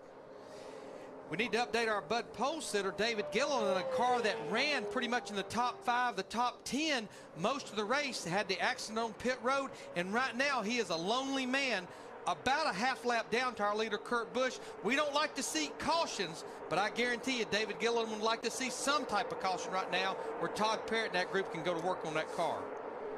Based on what I'm seeing, he might get his wish. We are 4 laps from halfway. 41 of the 43 starters still running on the lead lap. Kyle Petty went to the garage after that tire failure, and now Krista is with the second driver to fall from the race. Yeah, Scott Riggs was actually just underneath the car, taking a look, working on it. Scott, what happened out there? Not sure exactly. I mean, we broke a transmission somehow. I know when I come in the first pit stop there, overshot my pits, put it in reverse and backed up. Didn't feel like it broke anything then, but obviously it could have, and finally started coming apart there. So, you know, it's my fault. You know, it's supposed to be overshooting your pits. Supposed to know better than that. It's been a rough week already for the Evernham teams. A rough debut for the team engineers, filling in at team director Kevin Kidd and Scott Riggs. They have had a rough week with Evernham Motorsports. Another of the drivers whose team was penalized and whose crew chief is watching from home is Matt Kenseth. There's the yellow DeWalt Ford, highest running Ford in the race. Kenseth in 7th place right now, tacked on to David Stremme in the 40. And he's been consistently in the top 10 most of the day. He's just been hanging out right there, lurking, just watching the laps wind through this race. And yeah, he's under the direction of Chip Boland, who is the lead engineer for the 17 team. And Chip will be running that team next week when we run the Auto Club 500 on Fox from California, as Robbie Reiser sits out his suspension for unapproved aerodynamic adjustments during pole position qualifying. You know, a guy that started this Daytona 500 at the back of the pack, and it didn't look like he was going to make a lot of moves after he got about mid-pack, but Jeff Gordon in the 24 car, he has made his way into the top 10 right now in the 10th position. Yeah, Larry, looks like he's pretty good on new tires for, you know, maybe 10 or 12 laps. All of a sudden I noticed he's gotten to run the high line now, which tells me the car might be pushing and he's got to get up a little high with it. 2 laps to halfway. Kurt Busch trying to become the first Dodge to visit Daytona 500 victory lane in 5 years. Ward Burton won here in 2002, failed to make the race this year. Kurt's younger brother Kyle right in tow, and that worked pretty well at one of the races earlier in the week until Kurt decided to go his own way and hung little brother out to dry. Yeah, and he ended up finishing, Kurt ended up finishing second to, at that point, the winner, Jeff Gordon, in that second dual race on Thursday. Yeah, we talked to Kyle a couple of days ago. He wasn't real pleased with older brother Kurt. But he has a fast car, and fast cars will find friends. Tony Stewart's led a lot of laps today, 32 of them. Watch Stewart's number 20 and Montoya's 42. And you can see Tony's car just, it's not turning. He's got the wheel turn, but there for a moment it would not turn until he used Mr. Montoya for a bank. And Tony has not made that much ground up. He's only up to the 32nd position. He started back in 40th, but this is the first time during the day he's had to be back in traffic.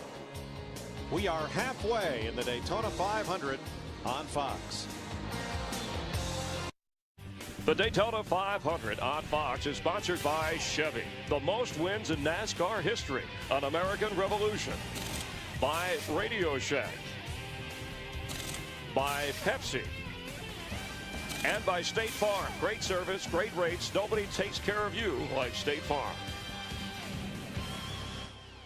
Just past the halfway point, 103 laps. There is your top 5. 30 cars running within 6 seconds of each other as they snake down that 3,000-foot backstretch here in Daytona Beach.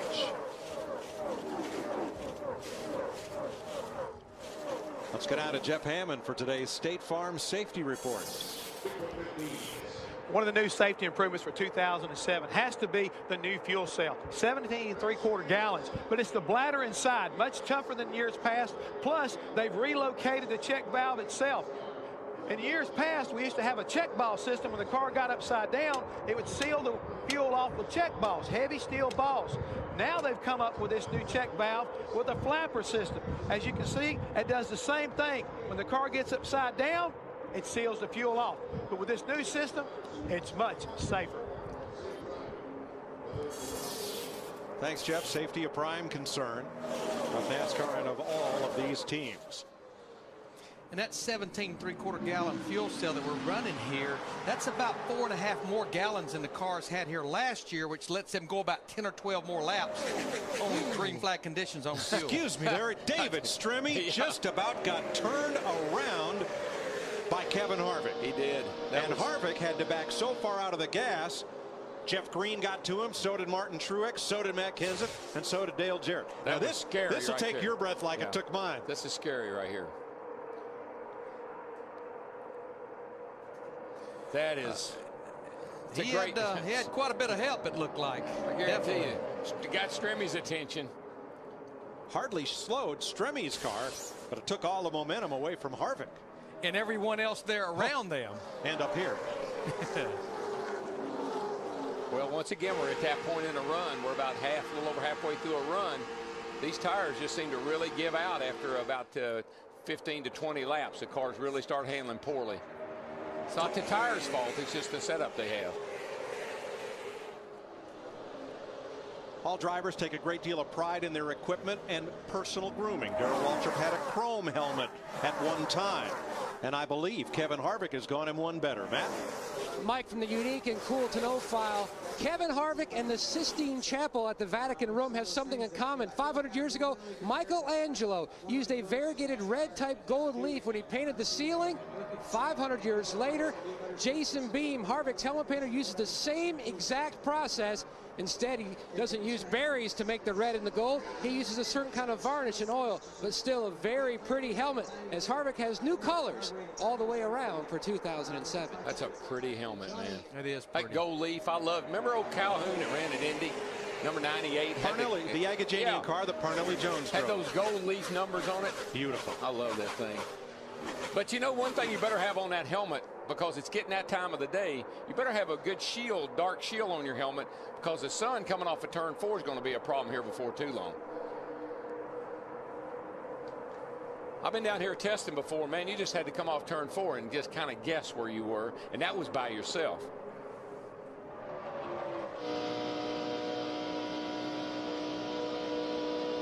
Harvick has led 3 laps today. He's one of 4 drivers to lead this race. Kurt Busch has led 54 laps. That's the most of anyone. And it's only the second race at Daytona that Busch has led, even though he has 2 second-place finishes in the 500. He's only led once before today. You know, one car that actually ended up with a pretty good starting spot, the 99 car for Roush Fenway, Carl Edwards. He's sitting right now in the 6th spot. I talked to Carl last night, And Darrell, you talked about Tony Stewart in the 20 car earlier that decided to come down here probably with more downforce. That's kind of the direction that Bob Osborne, his crew chief, and Carl Edwards came down here, and they have hurt for speed all during testing, all during qualifying and practice for qualifying. And Carl wasn't totally happy with the way the car drove in a big pack, but he felt like the car was going to handle well. I think especially Krista in the configurations in now, just up there kind of in single file.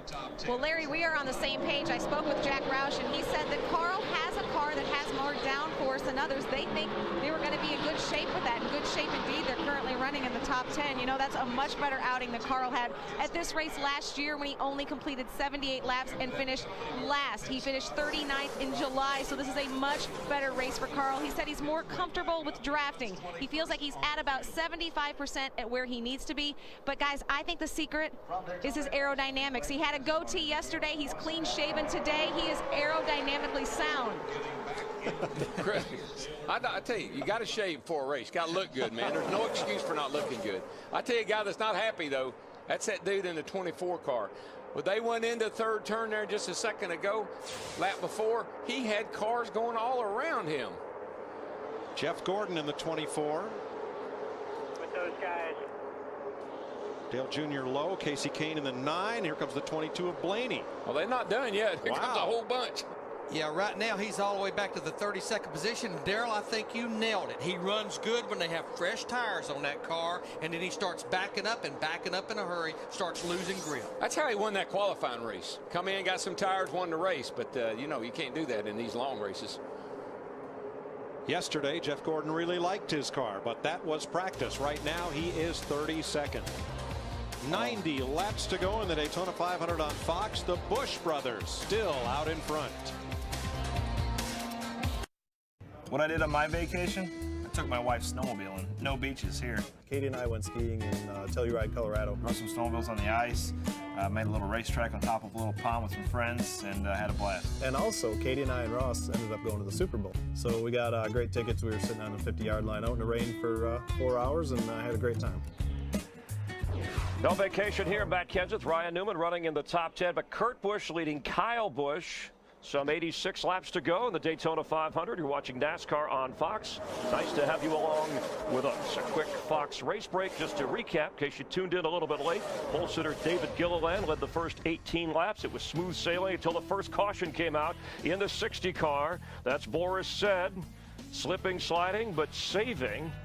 Jeff Gordon, who started 42nd, one of those guys hitting the wall. That's Jimmy Johnson in front of him twice. Gordon hit the wall, had to work his way towards the front. Tony Stewart, who led 32 laps, trying to get out of the pits, but Gilliland creating some problems. Tony dropping back to 40th, hoping to make his way to the front of the pack. Chris Myers, Jeff Hammond, nice to have you along with us. As we look so far, what you've seen, some observations? Well, from one thing has to be the 17 car, Matt Kenseth. Got a substitute crew chief right now, and he's doing a really good job, I think, between Chip Bowl and him, getting that car where it needs to be, presently running 8th. Kenseth, one of those drivers without his crew chief from some of the punishments that were handed down. Let's check some of the other storylines as you look at Dale Earnhardt Jr., the drama of the DEI contract in the background. Well, I think right now he's just trying to focus on his race car. He's been struggling with it as of late. You see right now, he tucked in behind Tony Stewart, and they're both of them trying to make their way back up through the field. Michael Waltrip also and Toyota in their first Daytona 500. He's struggling right now. He's a lap down, and they got a lot of work to do if they expect to be a factor before the end of the day. Of the rookies from F1, a headline name internationally, Juan Pablo Montoya. Car seems like it's still real tight. He's struggling with it. He's still back there in the mid-30s also, but at least so far he's kept it off the wall. And how about this race with Kurt Busch, Kyle Busch, couple of brothers who know each other well. Burton, Ward, and Jeff, the last brothers to finish 1-2 in a NASCAR race. That was 8 years ago. Well, blood might be thicker than water, but you got to realize this is the Daytona 500, and I guarantee you right now when it comes down to that final lap, they're not going to care. Well, let's rejoin Darrell, Larry, and Mike. Change has come to second place. Denny Hamlin. Good reason for it. Busch. Good reason for it, I tell you. If we can take a shot at that 5 car back there a few laps ago. I thought he was going to crash. He was really out of shape, Kyle Busch. Watch him come off turn 2 here. And this is what Daytona does to you. That's been a good car. It's been running down on the bottom of the track all day long. And the thing just took off. It didn't look like it on screen there, but he just took off, lost his momentum, and then had to fight for a position. Yeah, he tried to put the block on Ryan Newman in the 12 car, but he's lucky he was able to keep it off that turn 2 wall. Newman backslid to 6th. So right now, Jeff Burton is third. Kyle Busch continues to lose spots to the 1 of Martin Truex and the 12 of Newman. I tell you what, Chris and Jeff, they were talking about Dale Earnhardt Jr., but how about Dale Earnhardt Jr.'s teammate, Martin Truex Jr. in that one car? He looks like the deeper we get into this run, which we're not that far from pit stop, he's made his way into the top 5. There you see in the Bass Pro Shop car, up to the 4th position behind Jeff Burton. But that's how quickly the car will change on you here. In one lap, you go from a car that's sticking pretty good and feeling okay to out of control. And how about the car on the bottom right there, Jeff Green in the 66 car? He started way back in the 31st position. It's almost like Harold Holly, his crew chief, they have that car good for long run. And also remember, Hendrick Power under the hood of that car. So 2 Busch Series former champions, Truex and Green, coming toward the front. Meanwhile, Matt Kenseth, David Stremme running high on the track with less than optimum handling. This is when you find out who can hold one wide open or not. Right with outside pole sitter Ricky Rudd. He's in 10th place right now. Nearing the end of a long green flag run. Pit stops coming up before too long. 119 laps complete in the Daytona 500 on Fox.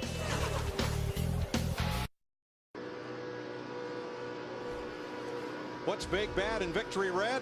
Go to foxsports.com/Silverado for your chance to meet Dale Jr. and drive away in his all-new 2007 Chevy Silverado. Kurt Busch leads Denny Hamlin. Look at Tony Stewart right out that view.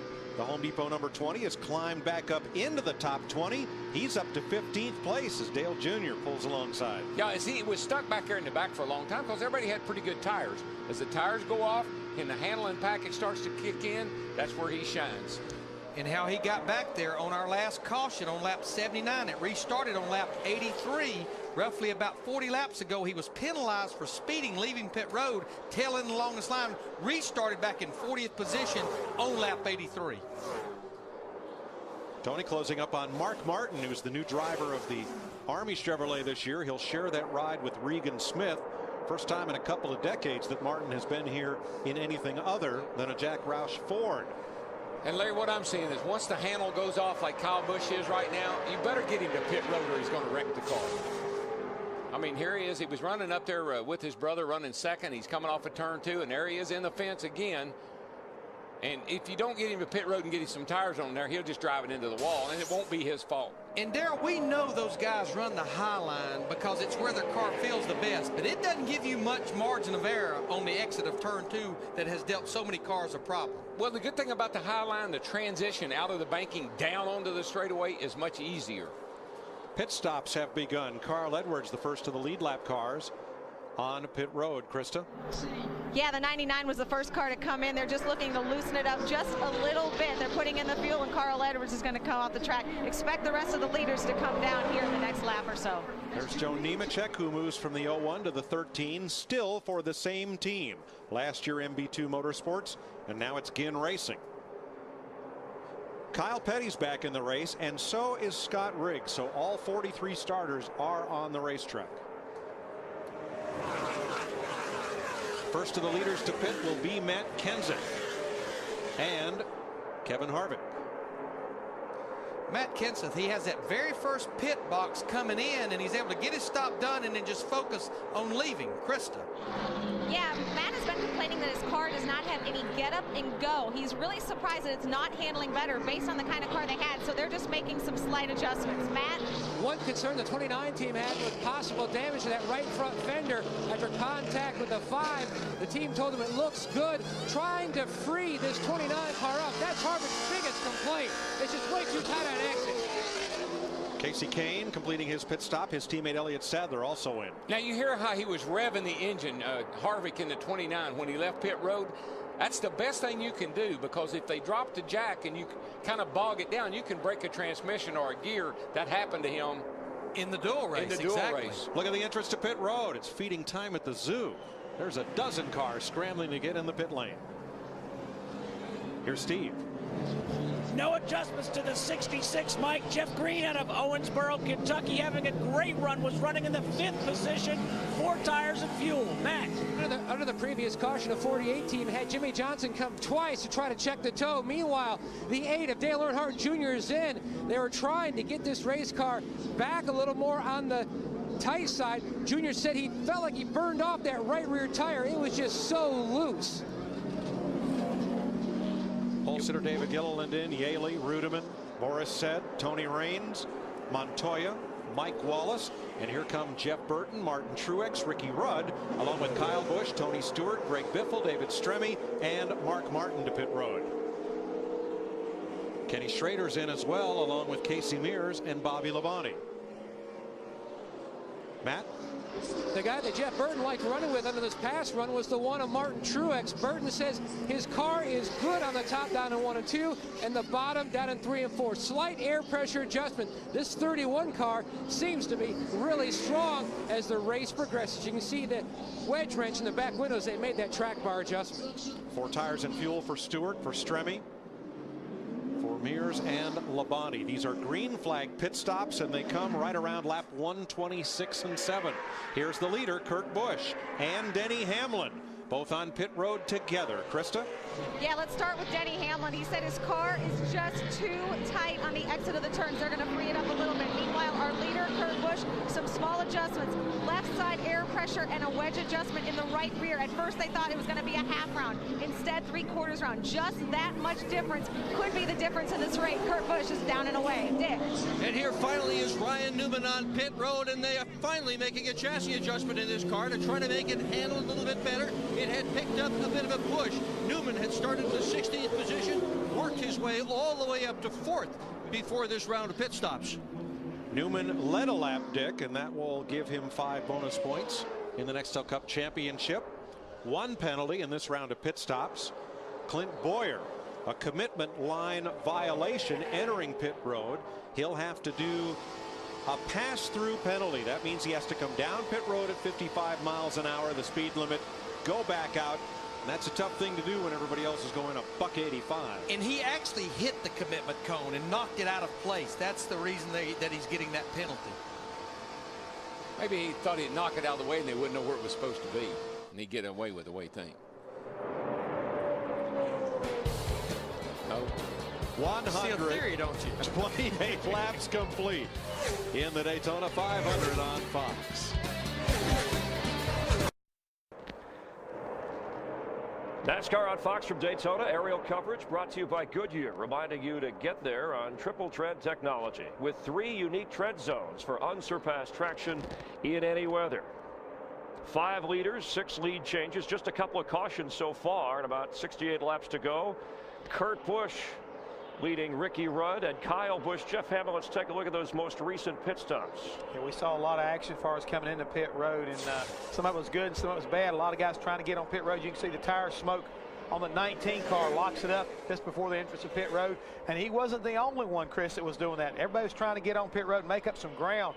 Here comes the 41 car, Reed Sorensen. He's got right front locked up, but one of the big losers in this last round of pit stops was the 31 car of Jeff Burton. If you notice the jack man right there, Josh Yost, very slow, hopping around. He's had an ankle injury from a previous pit road incident, and if you'll notice, they had to take him away back to the medical center. He is really in a lot of pain right now, and that pit stop put Jeff way back in the back as far as he's back now on 17th position. Let's check in with Matt Yoakum, who has more. Matt?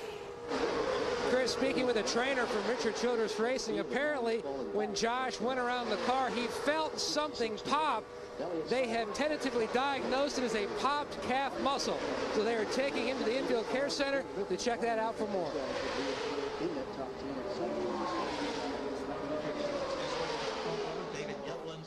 Kurt Busch at the front of the field, not the front of this draft. David Gilliland a lap down just ahead of him.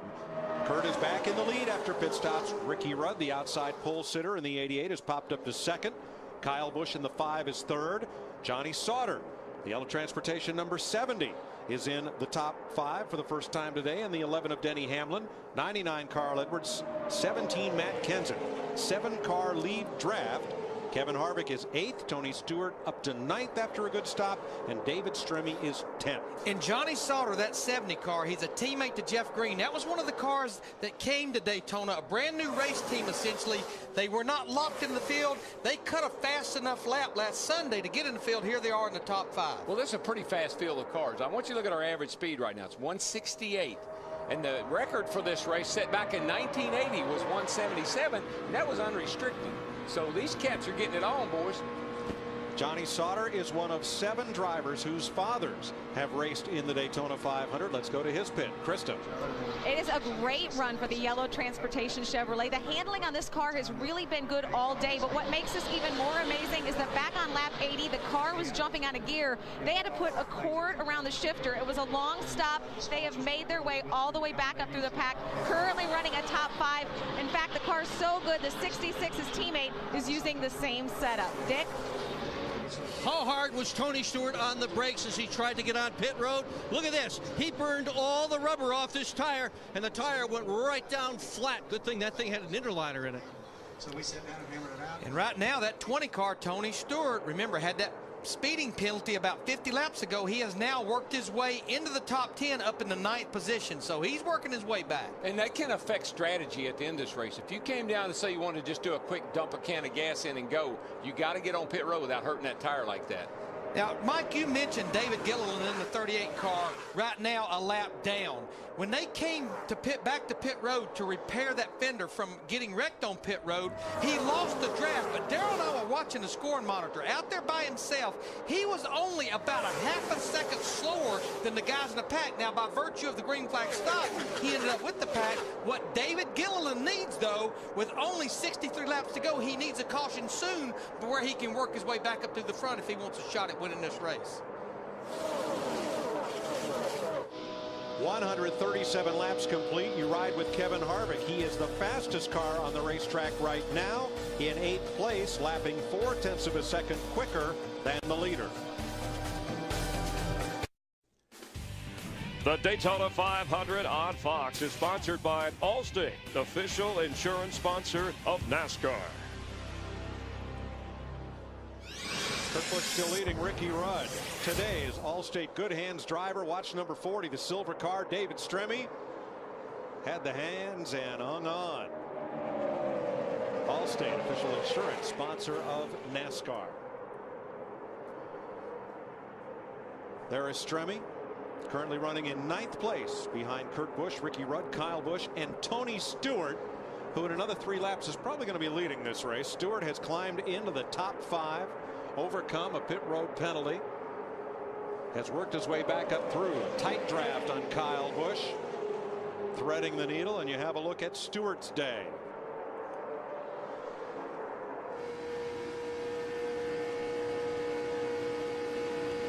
Now, one of my favorite words from drivers is anticipation. You got to anticipate on the racetrack, and you got to anticipate things that are going to happen in the course of a race. We get a chance here. I noticed in one of our in-car shots there a minute ago, the sun is really playing havoc with these guys coming off of turn 4. That could have an effect on the pit stops that are coming up next time, because you're going to be blinded as you exit 4 trying to hit your mark to get slowed down to get in the pits. Look at that right there.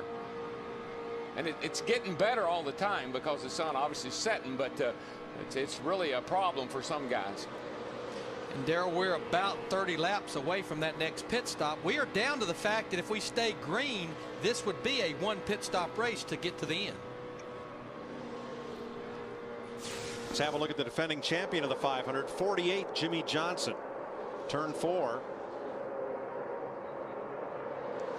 See, there's a car just almost like in a 4-wheel slide, and it snapped loose with him. You can just see that his hands, he's just kind of hanging onto that thing. He's not driving that car. He's just a passenger. It's going where it wants to.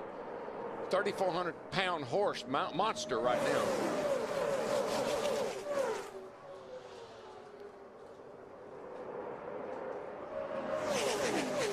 Boy, a number of drivers have had up and down days. Ricky Rudd started outside pole, went all the way to the back.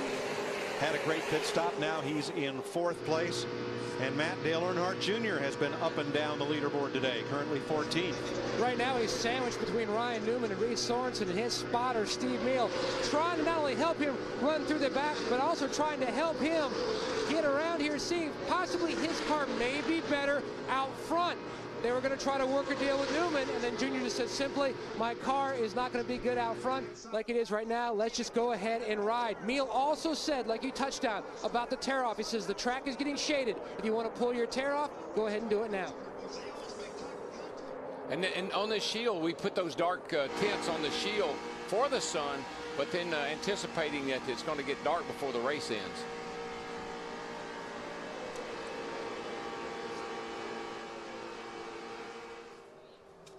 Things have gotten busy in this lead pack. Kyle Busch now tacked on to big brother Kurt. Well, there's 2 races going on up front right there right now. The 07 and the 38 are trying to be the first car lap down for the lucky dog. And of course, the 07 is Clint Boyer. He had that penalty on the last set of green flag stops where he hit the commit cone, had to come back to pit road. That's how he's a lap down. Get the door. It's time for the Domino's Hot Lap. Let's see how our 5 top qualifiers ran on the designated lap.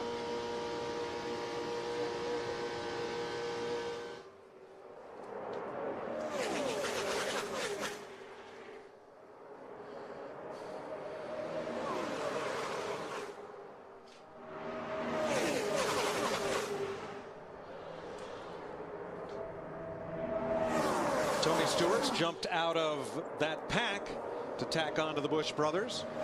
Then Gilliland and Rudd in the bottom lane. Clint Boyer pulls them around the top side. Well, what you're seeing now is this group right here more than likely thinks they're the ones that's going to decide who's going to win the Daytona 500. And they're really starting to feel each other out, I believe, and see who's got what.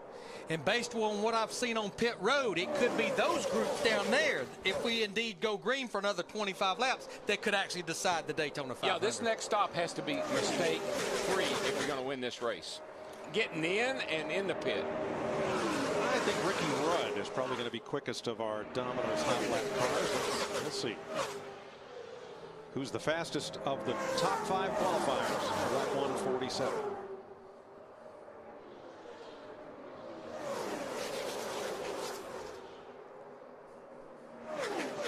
Jeff Gordon was the quickest of those cars on that lap with a 48.42. So there he is, even though he's back in 29th place. Track may finally be coming to the setup underneath his Chevrolet. Didn't he tell us we look at these monitors too much, particularly in practice? Because he can get a fast lap by being back there in behind the right cars. Second place side by side.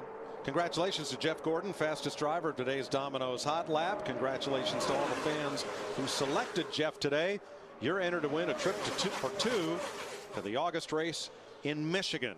Boys, don't look now, but Tony Stewart, he has friends behind him. It's taken him almost 60 laps, but he's up there battling Kurt Busch in the 2 for the lead. He was 40th 60 laps ago in that 20 car, and he's going to get the lead going down the backstretch. Can't if Truex can get up there and give him a little help. But here comes his, well, I don't know. I thought Kyle would jump down there and help Kurt, but he didn't. So far, he hadn't. That's at least twice that we've seen Kyle Busch in the 5 car jump up there with Chevrolets and leave his brother. But now he looks like he's coming back to the bottom as Johnny Sauter in the 70 moves into the picture. Oh, you can change your mind several times going down into a corner depending on where they are on the track. Who'll lead this lap? It'll be Busch on the inside, but Stewart appears to have more help. Getting tight, boys. Things are tightening up. You know what, Larry? The sun's going down. I know it's not hot, but the sun's going down. I believe the grip might be picking up just a little bit. And how about that Army car, that 01 car, Mark Martin? He's worked his way up in the thick of this pack, sitting there running in 7th position with 50 laps to go. And he had been in the wall. I saw the right side of that car on that last around the pit stops. Mark had been in the wall pretty good, but looks like it didn't hurt the Hamlin any. Tony Stewart, for the first time in the last 70 laps, is going to lead the Daytona 500 for the second time today. Anyone surprised? How we doing here, huh? Not really. I'd say you're doing pretty good there, Smoke. Two-time series champion Tony Stewart back out front in the Look for Daytona me in the 500. final laps.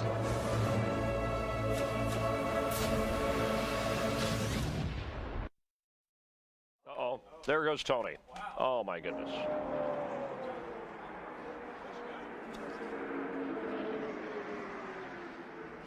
Crash in turn 4. Man, and oh, man, there oh, man. in the midst of it sits Tony Stewart and Kurt Busch, the two leaders. I believe, I'm not sure, but I believe Tony got a little loose all at once. Kurt Busch, the two, will go straight to the garage, Jerry. I'm worried about you. I ain't worried about that car. That was Greg Zipadelli, Stewart's crew chief. And the strongest Chevy and the strongest Dodge in Daytona are wrecked. Let's watch it. I don't know if Kurt got into the back of Tony or not. Let's wait till we get around here and see. Tony's car just Tony hit the apron. He got down on the apron. He got a little bit loose. Kurt was all over the back of him, and there he goes. Tony's dropped the window net on his car. That's a signal to safety workers that he is okay. Watch the yellow line. Yeah, watch the left front tire. He gets it on the apron just a little bit. You see the car wiggle, and he gets loose. He's got to probably lift out of the throttle a tad. And here comes Kurt. Cannot get off of him. They make contact. And then once Tony gets sideways, nowhere for Kurt Busch and the two to go. What a shame. You're doing 185 miles an hour, Darrell. The car in front of you suddenly loses several miles an hour of momentum. Was there anything Kurt Busch could do to avoid Stewart? No, you could see he was trying to get down. He was trying to get underneath Tony to get away from him. It wasn't possible. He did everything he could do. And remember, they had fresh tires. This is a racetrack where you run wide open on the mat. Just listen. Just that little, you hear the throttle, and that's all it takes.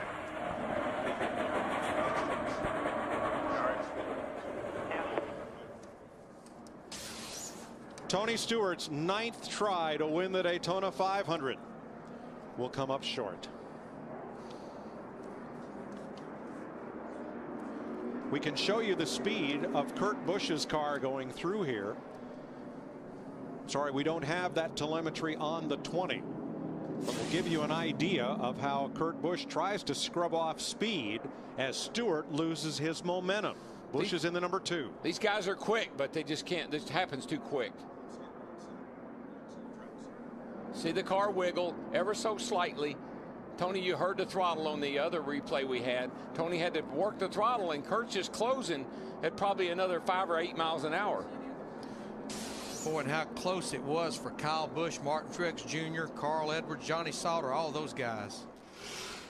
Kurt Busch may have been on his way to winning the Daytona 500, and now his Penske team will have to try to rebuild that car and get him out to cycle around the track to pile up as many Nextel Cup points as he can. Kurt had a car here last year that could have won the race, and had a very similar situation, taken out in a wreck. He's finished second here twice in the 500, never won it. And with all the other 41 cars still running, this could be a huge hit in the points right off the bat for both former champions, Tony Stewart and Kurt Busch. And the timing of this caution, we've been talking, Jeff Hammond and myself, this entire race, these teams can run about 45 to 48 laps on fuel. When they come back around, there will be 45 laps to go in the Daytona 500, so this could be a pretty critical pit stop. You can't afford a mistake now for sure, guys, on pit road. Kurt Busch involved in the crash. His younger brother Kyle inherits the lead. Outside pole sitter Ricky Rudd, who is currently in 8th place. And obviously got a very good race car. It is Rudd's 29th attempt to win the Daytona 500. Second in the over category only to retired driver Dave Marcus. And when he made that first start in 1977, Kyle Busch was not even born. Chris Devoda is with Kurt Busch. Yeah, the window net is down, but obviously Kurt Busch very disappointed. Let's see if we can get a word with him. Kurt, I know the disappointment has just got to be huge. You were running up front. Can you give us any indication to how the melee happened?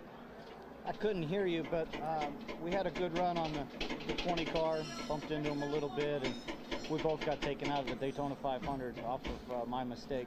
So I hate it for my guys. They work real hard at putting together good cars, and our sponsor Miller Lite and everybody that's involved with the team.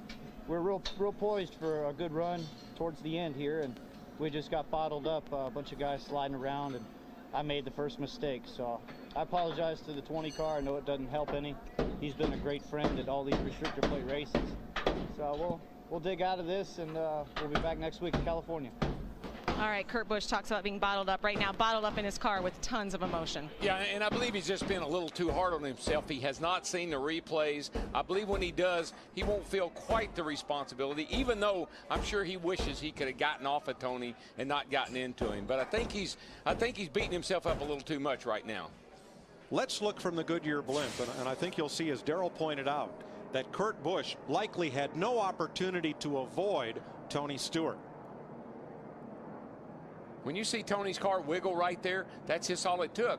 It takes that little bit of momentum away. Here comes Kurt running wide open with his brother Kyle pushing, and he can't turn under and quick enough to get off of him. If Kurt Busch could have slammed on the brake and scrubbed off enough speed, Kyle's into the back of him. Yeah. There's I promise you, there's nothing you can do except you try to be evasive as you can, miss that car, but you see he clipped him just a little bit. Yeah, once again, this is not a racetrack where the drivers roll out of the throttle, get in the corner, pick the gas up. You're wide open on the mat all the way around this racetrack. Well, remember, we said it's a momentum racetrack. You never really lose your momentum. You can back off the throttle and hit the brake. You're still going to be doing 170 miles an hour. Two of the biggest favorites to win this race are in the garage. Two-time Nextel Cup champ Tony Stewart and past champion Kurt Busch. Everyone else awaits their cars on pit road, which will be open this time by with 44 laps to go. You know, you used to come down here and watch Dale Earnhardt win everything under the sun. Sunday would come, and he would always have something happen that kept him from winning the Daytona 500. I was thinking that very same thing when Tony was leading. Steve Burns with the leader. Hey, Mike, Alan Gustafson told Kyle Busch, just be very smooth, hit your marks, which he does. They're going to raise the track bar just a little bit on that 5 car, and Kyle wants windshield attention. He said he ran through some fluid. Dick. Mark Martin in the pit's going to take 4 tires on that car. He's one of the veterans, 22 starts. He has never won the Daytona 500, but has a good car today, Matt. DEI pit crew coach Walt Smith calling for a mistake-free stop. Don't throw it away now. Great stop by the one guys. They are already away. They wanted just to free it up slightly, not over-adjust for what could be their last stop of the day.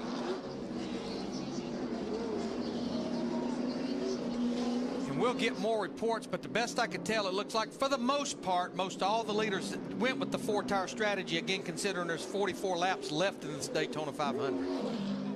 And there are still 38 cars on the lead lap as you see the results of the race off pit road.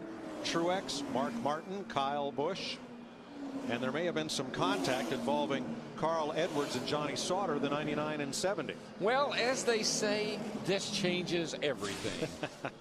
We say that often, don't we? We do. Yep. Sauter was pulling out, trying to avoid J.J. Yaley's pit crew members. Probably not going to hurt the 99 car. I could question the damage on that fender, though, on the 70. The Daytona 500 on Fox is sponsored by the auto parts experts at AutoZone. Get in the zone. AutoZone. By Nextel, only from Sprint, helping NASCAR Nextel Cup fans get more done. By Pizza Hut, want more cheesy bites? Get America's favorite pizza. And by Toyota, moving forward.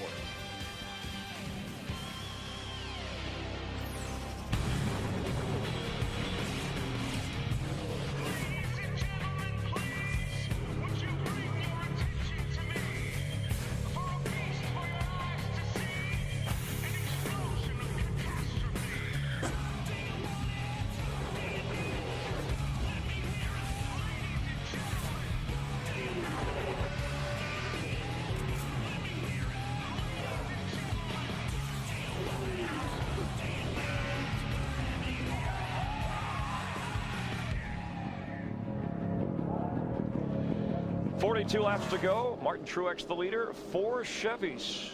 Mark Martin, Kyle Busch, Johnny Sauter, and Matt Kenseth. Pacing the 49th Daytona 500 is the 2007 Chevy Corvette Z06 with 505 horsepower and a top speed of 198 miles per hour. Chevy is the official pace car of NASCAR. Tony Stewart, 2-time NASCAR champ, 11 wins at this track, but no Daytona 500. Leading for the first time on lap 49.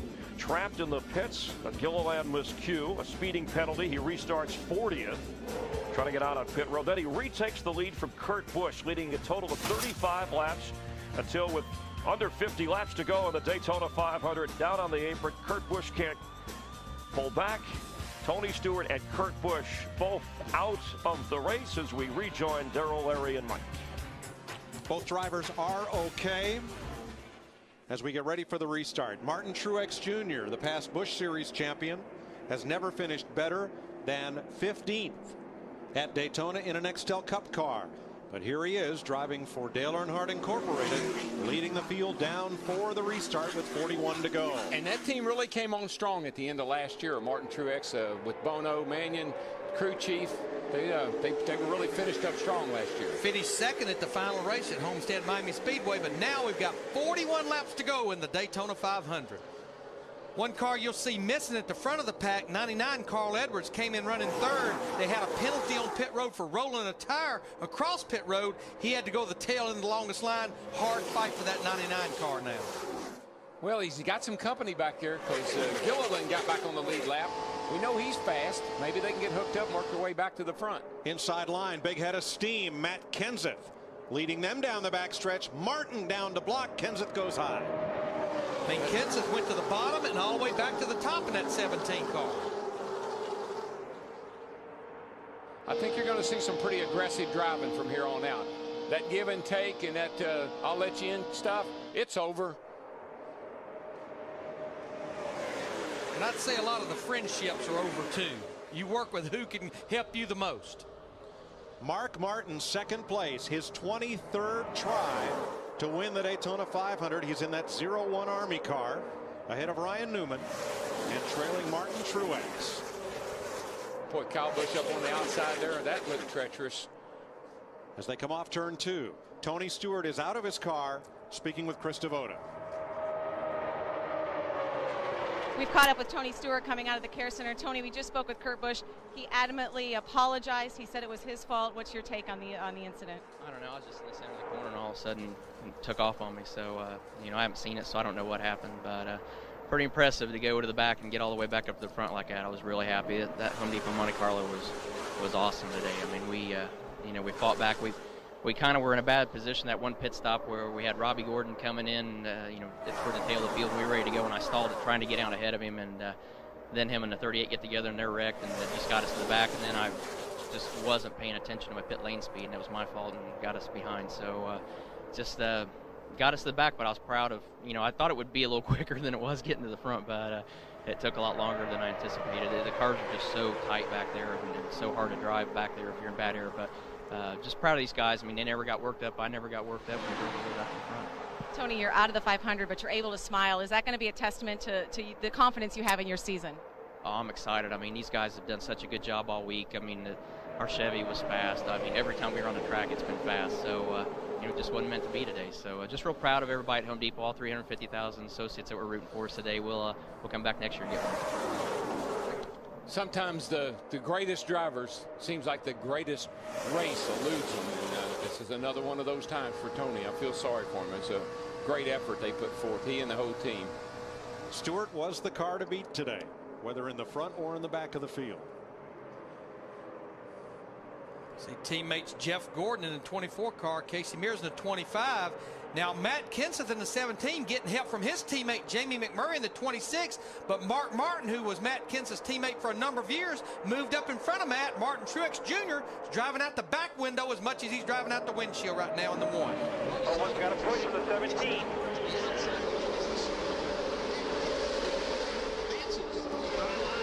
Here comes everybody. Jeff Hammond, 37 laps to go, and the vise is tightening.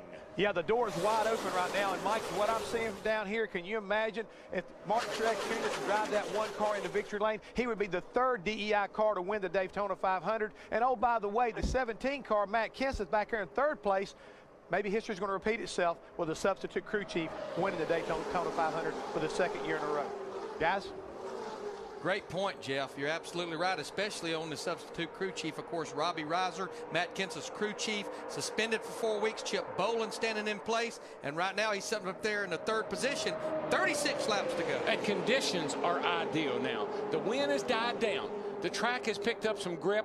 We're going to see this kind of racing to the finish. This looks like the Budweiser Shootout or Thursday's Gatorade Duel. 3 wide, way deep through this field. And the thing about it is, once those fast 2 front cars went out, Tony and Kurt, it opened the door for so many people to get up here and have a shot at winning this thing. Top 20 cars within 1 second as you watch from the Goodyear blimp. Isn't that incredible? I mean, here we are. We're almost, we're almost to the end of the race, 500 miles, and we got these guys. You can throw a blanket over them. They might need one as chilly as it's been. In your mirror, both lanes are coming back. Boy, so you got to hold a pretty wheel here now.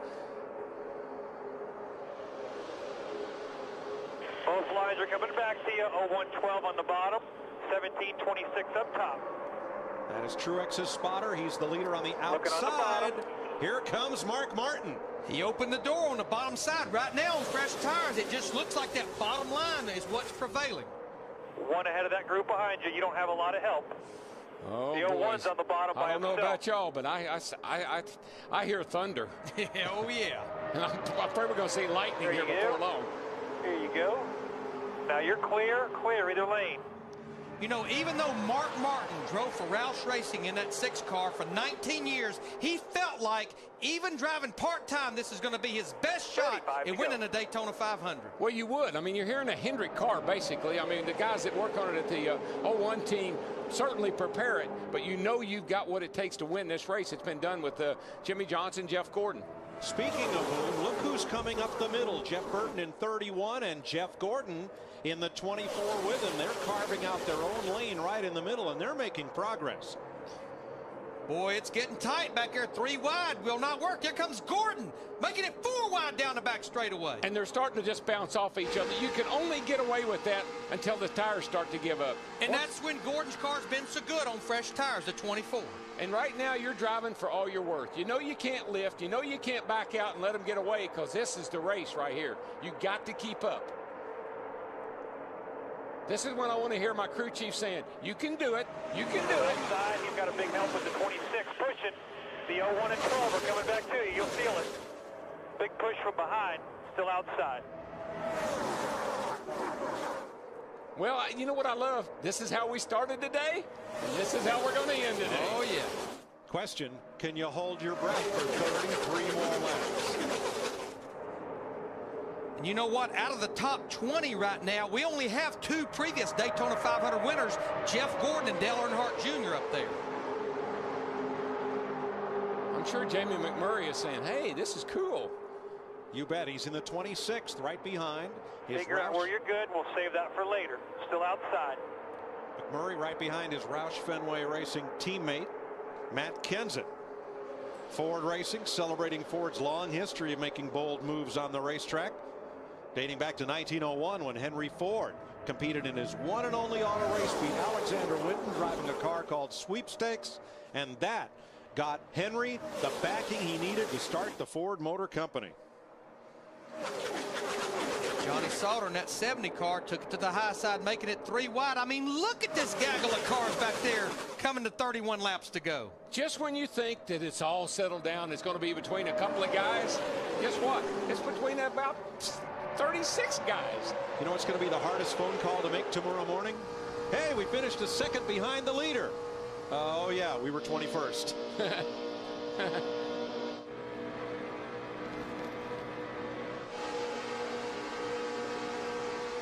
The Fords have ganged up on Martin Truex, and now it is Kenseth and McMurray out in front, but only by a car length with 31 laps to go.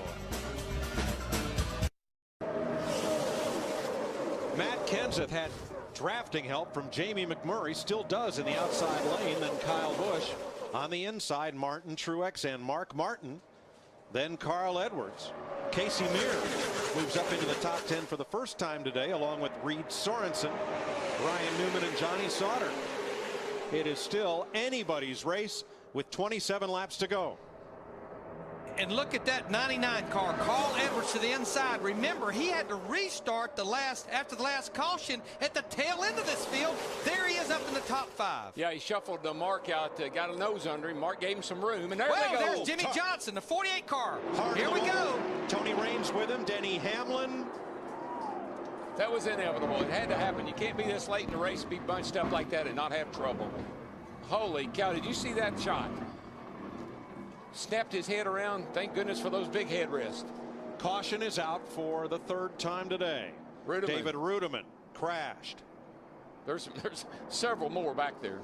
This all started somewhere back about the 15th place. Start breaking down. Jimmy Johnson, last year's winner and the series champion. He's okay. He's trying to get it cranked up and hopefully get it back to the pits. That's David. That's Rudiman there. In the 00, there's Tony Raines in the DLP car, 96. Jeff Green in the Best Buy Chevy. All the worse for wear. See if we can determine how this all started. We knew it was going to happen sooner or later.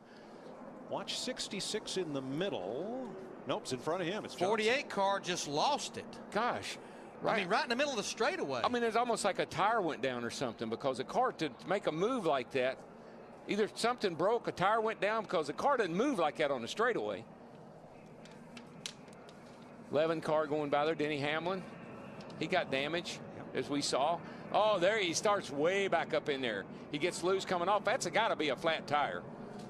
Man, he hit that outside wall a ton. And just nowhere for all these guys to go. There you see, they just started stacking up on the inside.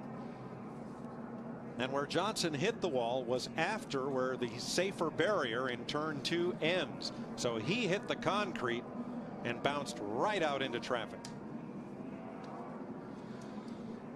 Let's ride with Jimmy.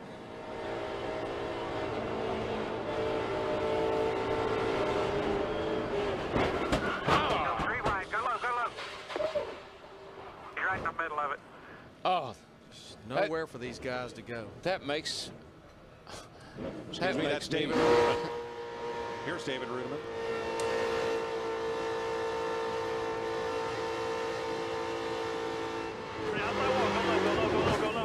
Go. Wish I could. First replay was from Tony Raines' car. Now let's ride in the Lowe's Chevy.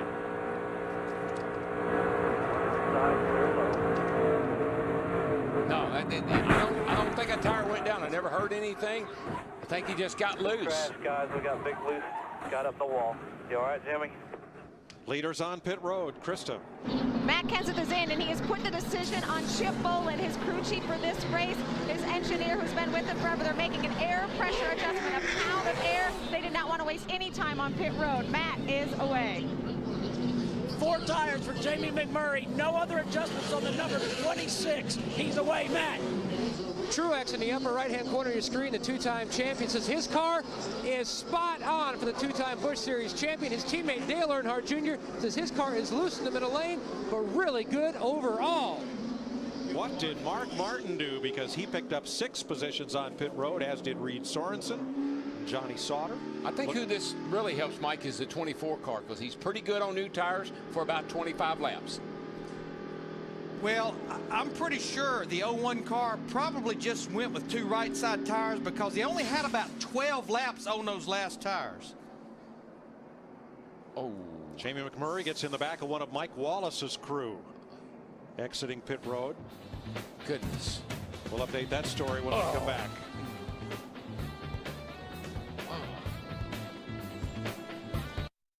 The Daytona 500 on Fox is sponsored by Chevy. The most wins in NASCAR history on American Revolution. By Goodyear, innovative technology to help you get there. By Degree Men, more power than you need, one day you'll need it. And by Subway Restaurants. Subway, eat fresh. Under caution as you ride with the Chevrolet of Jimmy Johnson on the rollback truck back to the garage area and out of this race. Now watch Jimmy Johnson. Here he is at the top of your screen as this unfolds from the Goodyear blimp. Car's been pushing all day. I think they just freed it up too much is what happened. He just gets bad loose right there. He tries to keep up with it. Try not to lose any positions. Try not to get out of it, but drives it right in the wall, and then here comes the field. I think you can probably hear him pedaling it if we can get some sound.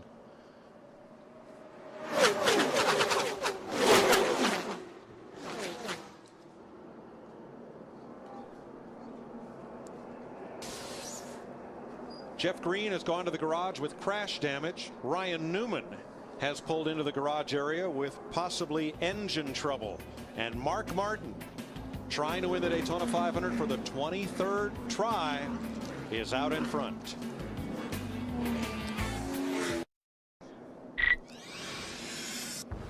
What's our Nextel getting it done call of the race? We'll look at those front 4 cars right now.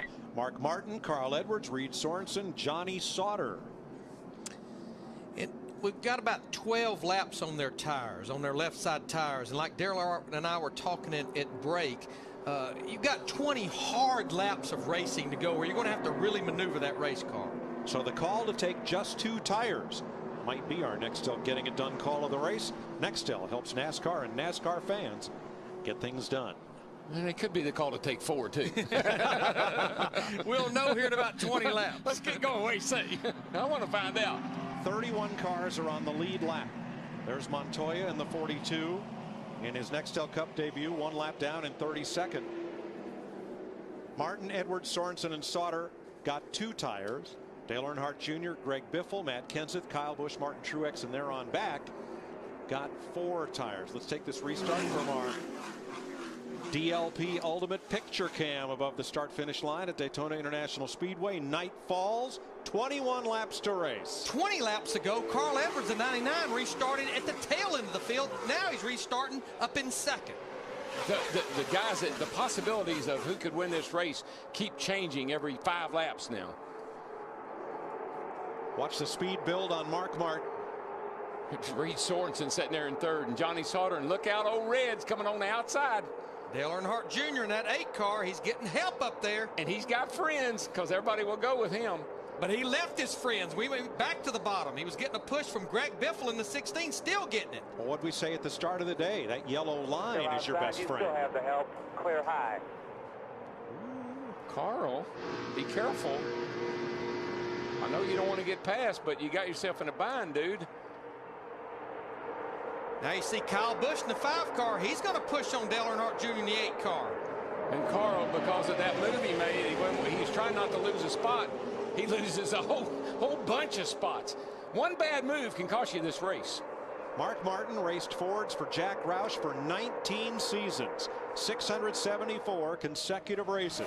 Now he's behind the wheel of a Bobby Ginn Chevrolet with Hendrick Power, and he's in front of the Daytona 500 with 20 laps to go. And he's got to be sitting there all smiles, loving it. What's going to be interesting now with about 19 laps to go, we've seen Dale Earnhardt Jr. in the 8 car a lot like Jeff Gordon. He's good on fresh tires. Can he be good on into a run on tires? Well, there's his buddy right there. I tell you, that 1 car was good over that last long run we had. He and Dale Jr. might be able to get hooked up and do something. We know the 5's good. He's been in the top 5 all day long. So we've got some players here that are good, but they're being kind of held up right now by some guys we haven't seen up there all day. But Darryl, Greg Biffle, for Pete's sake. We have seen the 16 car. We've seen this all day long where these guys are good on the bottom on fresh tires. Next Sunday, NASCAR on Fox at California Speedway, the Auto Club 500. These same drivers, whole different set of thrills. Oh, yeah. Not only are they thinking about the big trophy that you get to win this race, but you get the big check, too. About $1.5 million bucks. That'll make you hold her wide open when you don't want to. The defending champion of the Daytona 500 is in the garage with Krista. Jimmy Johnson, it's been an up and down week for you, and it ends on a down note. You are not going to be able to defend your Daytona 500 title. Yeah, that's definitely disappointing. These guys work so hard at Hendrick Motorsports. Can't thank them enough for the race cars that they give me in the sport from Lowe's. Unfortunately, we crashed today, got loose in the center, and thought I had it saved, and things snapped back to the right and into the fence. So, disappointing day, definitely. Talk about the hit, too. You're okay? Yeah, definitely. Definitely was a hard hit, but everything did its job inside the car, and I'm fine. Thank you. There's his teammate Casey Mears in that 25 car. He's in the middle with no help, just continues to lose spots all the way down the back straightaway. last run of green flag racing, we were 3 wide all the way around. So far in this run until just now, we've been double wide. I think you've got 2 guys there that don't mind, or 3 guys actually. There's 2 guys right behind Mark Martin that have the most respect in the world for him. Greg Biffle in the 16, Matt Kenseth in the 17. Mark was their mentor at Roush's, and here they are following him possibly to his first Daytona 500 victory. And then that 3 wide pack, the middle row, Kyle Busch in that 5. He's made some bold, daring moves today, but he keeps finding a way to get to the front.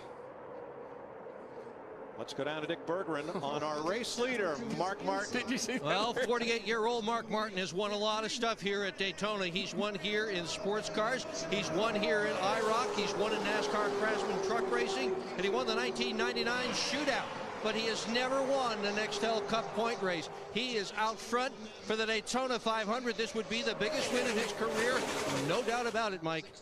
Third in 1995 was Mark Martin's best Daytona 500 finish. Mark has never really liked Daytona. I mean, he'll tell you right quick, it's not my kind of racing, but I bet he's liking it right now. I bet he's warming up to it. What do you think? And right now, while that group back there, Dale Earnhardt Jr., Elliott Sadler, and the other 30 cars behind them are 2 and 3 wide, the front 4 is pulling away just a little bit because they were in single file with about 15 and a half laps to go. Well, when this next caution occurs, that's good news for Mark Martin, because that just had many less laps on his tires. We're going to leave you for about 2.5 laps and then come in and race all the way to the checker. You're watching the Daytona 500 in high definition on Fox. 4th caution of the day in the Daytona 500. Check that, 5th caution of the afternoon. Our computer scoring a little latent there. And from high above. It's what you call a wad right there. They get all wadded up, and the 25 and the 99, and 99 gets in the fence. 26 was involved. Jamie McMurray in the 26, Carl Edwards in the 99. See Joe Nemechek in the 13, bumps into Carl, but in the meantime, this was not quite what brought out the caution. Watch the yellow cat car. He gets forced into the pit lane. Here's what I don't think he realizes. He's got a flat right front tire. 150 miles an hour. Blaney is trying to scrub off speed. And just nowhere for Ken Schrader, the 21 car, to go. Or Boyer in the 07 car. I don't think he realized he had a flat tire, and when he got to the end of pit road, he couldn't turn. Came right out in front of Ken Schrader. Clint Boyer also damaged, and Schrader's Little Debbie's car is a wreck. Remember, Schrader and Buddy Baker were the 2 drivers to win on Sunday and then on Thursday and have a shot to win the 500. Schrader will drive most of this season. That's way to start. Look at this great camera work, folks. Yeah, Jamie McMurray forces Casey Mears in the 25 into Carl Edwards outside there on the 99. They get in the wall, really kind of tore up some cars, but no real damage done until the 22 gets forced on the pit road. Yeah, Mike Wallace got into the 22 Blaney, who took evasive action. Come on, stay in there. Riding Come Clint on. Boyer. Come on.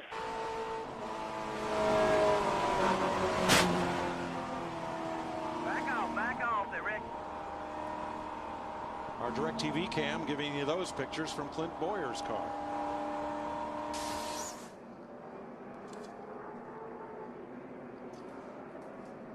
Darrell, I'm like something you said earlier before this caution. I think this is good for Mark Martin right here. Remember, he only has those 2 fresh tires. This gives a chance for all 4 tires to cool down just a little bit. And the thing that I think is really good for Mark Martin is the 2 guys behind him. I know they want to win. I know Biffle and Kenseth both want to win the Daytona 500, but I believe they would want Mark to win it more. I would not disagree with that. 23 years of trying for Mark Martin. You see Montoya moving on past. He gets the free pass. He'll be back on the lead lap when we restart. Dick Berggren. Well, talk about some eavesdropping. Mark Martin's crew is listening to other team radios. Crew chief Ryan Pemberton is radioing to Mark what he thinks the competition behind him is going to do based on those radio conversations and his best guess of how they're liable to try to gang up and beat Mark Martin to win the Daytona 500. Mike, Larry, I tell you, you look behind Mark, got two of his buddies. You got Truex back there, who's got a good race car, but then you got Elliott Sadler. He's got to be thrilled to be running 5th. You got a couple other guys back there. Jamie McMurray, you see some of these guys be happy to finish right where they are. Still 13 laps to go, and anything can happen. Earlier, one of Mike Wallace's crew members got run over by a car exiting the pits. Steve Burns can update us. Yeah, Mike, what we know is Jeremy Gator is the rear tire changer on the 09. Jamie McMurray did get into his ankle, as you mentioned. He was alert, awake. The EMT folks were working with him. They put ice on his ankle and wrapped it up, and he went to the infield care center. Again, his name is Jeremy Gator, but he was alert and looked to be in very good spirits. Well, Steve, Jeremy will be happy to know, though, that 09 car of Mike Wallace, a car that just barely got into the Daytona 500 by racing in on Thursday, is up in the top 15 in 14th spot. 12 laps to go in the Great American Race, only on Fox.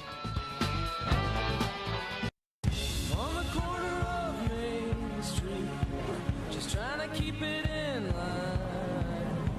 I got the green light, I got a little fight. Gonna turn this thing around. Read my mind.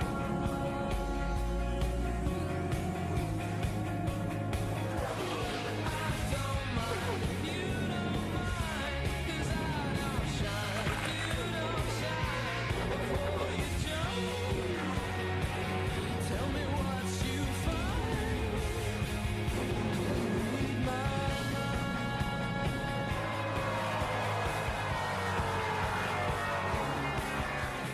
10.5 laps away from deciding a winner in the Daytona 500 as you watch our aerial coverage from Goodyear, helping NASCAR drivers get to the finish line for 25 years. Goodyear, get there. Darrell, for Mark Martin, he needs to get out front, but he doesn't need to get too far out front on this restart. Let's listen in. All right, Mark, 16's talking about waiting and letting you get a run, letting you get out there, and then trying to get a run on you. And they're talking about maybe doing it on the last lap or something like that. So just be ready for that. Make sure you don't do something to get you too far out in front. Roger. All right, we're coming to get the green, and what Mark needs to do is he goes through the restart here just like normally. Get it back into 4th gear down here in 1 and 2, and then drag the brake just ever so slightly to keep those cars behind you right up tucked underneath of you, because if they do get a run, they will blow by you. And see how that's exactly what Mark is doing. He's keeping the 16 right close by. Don't let him get too much of a run, because So a big lead right now would be bad. Oh yeah, no, you're a set and duck if you get way out there. They kicked Martin Truex Jr. in the 1 car up out of line. Kyle Busch below the yellow line. As long as he does not advance his position and gives it back, he'll be okay. The yellow line is like out of bounds. 9 laps to go this time. Great restart for Mark. I mean, that's exactly what he needed to do. Now he has to worry about what are they going to do at the end. And the irony, Mark Martin raced for Jack Roush for 20 years. Now he has to try to hold off 2 of Roush's best to win the 500. And there's a 3rd Roush Fenway car back in 5th, Jamie McMurray in the 26 car. Boy, and the 17 is loose right there. Holy smoly. Hang on to her there, Matt.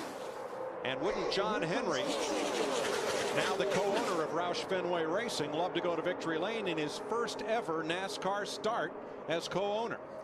Well, somebody's going to try to mess this party up, and it might just be that little yellow and blue car with 5 on the side of it. Kyle Busch has been fast all week long. He's around the bottom of the racetrack.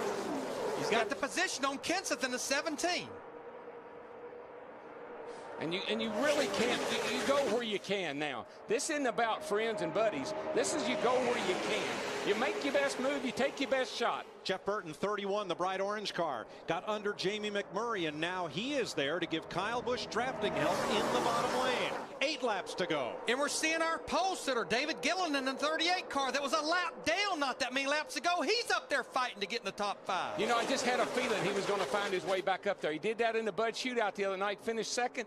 He is the fastest car in the field, I believe. Kyle Busch up to second place. About all Mark Martin can do is what he's doing right now. Hug that yellow line, listen to a spotter, keep one eye up there in that rearview mirror. You got that right, and all he's got to do is not open that bottom up and let the 5 car get a nose under him. If he ever shoves him out of line, it's all over. 16 side by side behind the 16. 7 laps to go. A lot of jostling from 5th on back. And Darrell, it looks like what Kyle Busch will do is going into the corner, move up, and if he can get Mark to move up, that's when he'll stick that nose in there. Tony Stewart, the other night, what's that slant? Smoke. Oh, it's water. Somebody's hot. Tony Stewart the other night put a crossover move behind Kyle Busch, got him loose, and made the pass. That overflow reads Sorensen. There he goes. He got him up. Wide. He got him loose, though. Kyle Busch got Mark Martin loose, but he stayed in the throttle. It got back to the bottom of the racetrack. You know why? You know why Kyle Busch did that? Because it's Mark Martin. He didn't try to push it. He didn't push the issue. Behind them, they are 4 abreast. 6 laps to go. What a race. What a finish. Goodness gracious. Mark Martin, hang on, baby. Watch your bottom. 29 cars within 2 seconds. Packed tighter together than at the start of the race. That 31 car, where did he come from, Larry? He's all of a sudden the 3rd car back, that orange car. Jeff Burton. All of a sudden he shows up. Another ex-teammate of Mark Martin, Jeff Burton. He's surrounded by ex-teammates other than the guy in the 5. Kyle Busch. Jeff Burton walked up the racetrack, got on the side of Greg Biffle in the 16. Now he's going to lose all these positions. Now, 4 wide, back 3 the wide 17. The 17 is going to be in trouble. He saved it. They are 4 wide through the trial, 5 to go. Tires are smoking, sheet metal dragging, and we're still racing. But you got to stay in that throttle now. Look at the dent on the front of Stremmy's car there, the silver car. Tire smoke from the 17. Nobody's going to lift now. There's just 4.5 laps to go in the Daytona 500. What do you think? Oh, there's a car in trouble. Jamie McMurray, the 26 car, bounces off the outside wall. And around they go. Ricky Rudd, the 88 car. Caution will be out. Dale Earnhardt Jr. And remember, when the caution comes out, at the moment of caution, the field is frozen. What do we got? 5 laps to go, 4 to go this time. It looks like we may get a green-white checker here. McMurray is done. Rudd and Earnhardt trying to make it back to the pits. Boy, Junior's car is crunched. We will have Stock Car Racing's version of overtime. This race is scheduled for 200 laps. But if we complete 200 laps under caution, we will go to overtime. We'll explain that in a minute. First, let's look at what happened. I think. Watch the right side of your screen. McMurray up high. I think he may have got a little shove from behind. I'm not sure. It looked like that's Kenseth in the 17. And they just started stacking up from there. Yeah, the 88 car looked like Rudd just kind of ran in the back of the 26 of McMurray, and boy, from there on, it was on. I think Rudd had a car to the outside, Darrell. Probably not much he could do. Probably couldn't. The Goodyear blimp will probably show us our best angle of how this unfolded. Now watch McMurray on the left of your screen in the high groove, the purple car.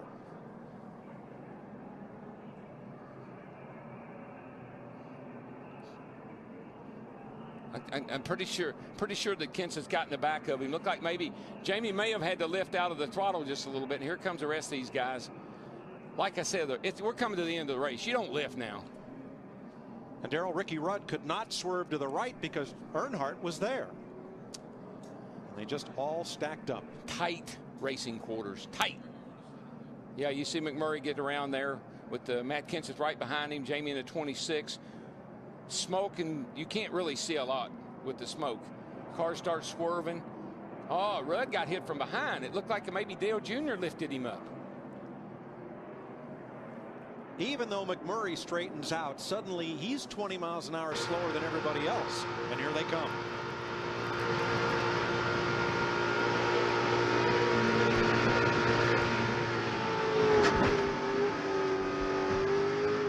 All you can do is drive and hope that a hole opens up. There's no stopping. You drive it to the bitter end. There's nothing a spotter can do for you there. No, you just got to drive through it. Ricky Rudd's view. Now let's say the hit he gets from behind.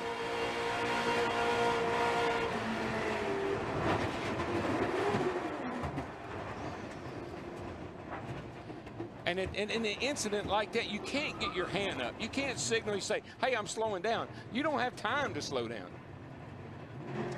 And Ricky Rudd's 29th try to win the 500 is over.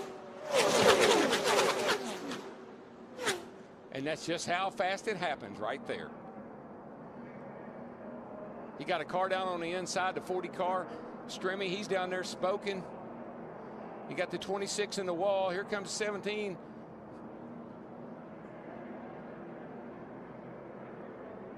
Wow, it just all started stacking up. He did. You know, Jamie McMurray had a car probably good enough to win this race a year ago and almost had the very same thing happen in the exact spot a year ago. It's just a real nightmare as a car owner and a driver to run all day long, have pretty good car, maybe get a decent finish, get the year started off right, and end up like that on the hook. Now the race is going to be red flagged. They will stop the cars coming off turn 2 and clean that area up and then restart them. And the procedure will be when the track is clean, they will wave the green flag. Next time around, they'll wave the white flag, and then the second time by, the checkered flag will end the race. However, after that green flag waves, if there is another caution, the race is over. That's NASCAR's version of overtime. Now, last year we had 5 races actually end under caution. I think we had like 7 green-white checkers last year. Last year's Daytona 500 went 203 laps because of overtime. Jimmy Johnson the winner. We still have 28 cars on the lead lap. I think some of those may only be partial cars. Greg Biffle's fiance, Nicole. Biffle sits in 3rd.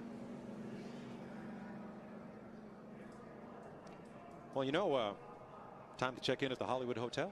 Get that time. Check it out. All right, well, we'll be busy next Sunday. NASCAR on Fox heading to California. Last year, Matt Kenseth took home the checkered flag after engine trouble sent Tony Stewart and Greg Biffle into the garage. So what's going to happen this time around? They'll be using unleaded fuel, by the way. First time in a Cup race. In that race, you can tune into the Auto Club 500 presented by Q next Sunday, 3 Eastern, noon Pacific. That's in high definition right here on Fox with Jeff Hammond, Chris Myers in our Hollywood Hotel observing some of the action. And boy, when it gets late in the race and it gets tense, you see how things take place and unfold. Well, you know what I'm thinking about doing right now? I want to cover my eyes because it's getting ready to get even worse as we go further in this thing, because when they drop that green flag on this restart, it's going to be everybody for themselves, and nobody's going to care about the guy in front of them except trying to get to the front, because there's a lot of money at stake. Plus, we've always talked about it. When you go in that victory lane here at Daytona, you come out a changed man. Well, and our guys have talked about Mark Martin. I mean, all the tries at the Daytona 500, finally out of a Jack Roush Ford and into a Chevy. But to hang on and win this race, he'll have to fight off a guy like Greg Biffle, who, of course, was a former teammate of his. A teammate of his, but at the same time, you look back here at Kyle Busch driving for Hendrick Motorsports, and we know those cars are very, very fast. And this is the time that you're trying to sit there and maybe kind of psych a guy out. You're maybe looking over and you're looking at that car. That's Greg Biffle right there. I wonder what he's thinking. You look across the way, there's Kyle Busch, and they're looking back at you, and you're wondering, have I got enough to get by? David Gilliland, the pole sitter. A pole sitter hasn't won the Daytona 500 since Dale Jarrett did it back in 2000. He's worked his way back up to 4th. Elliott Sadler currently 5th. Let's rejoin Darrell, Larry, and Mike. The field is stopped off turn number 2. The lights are flashing atop the safety car, and that's a jet blower to help clear the track of debris. And that super stretch grandstand full of flash bulbs going off is probably the best shot you're going to get, is when these cars are stopped, as we wait for the track to be cleaned and we can restart. Bottle of water, sir? Yeah, a little drive-through service there. Driver service? Yeah, they take care of the driver. You know, there's not 9 as many as there was a while ago either.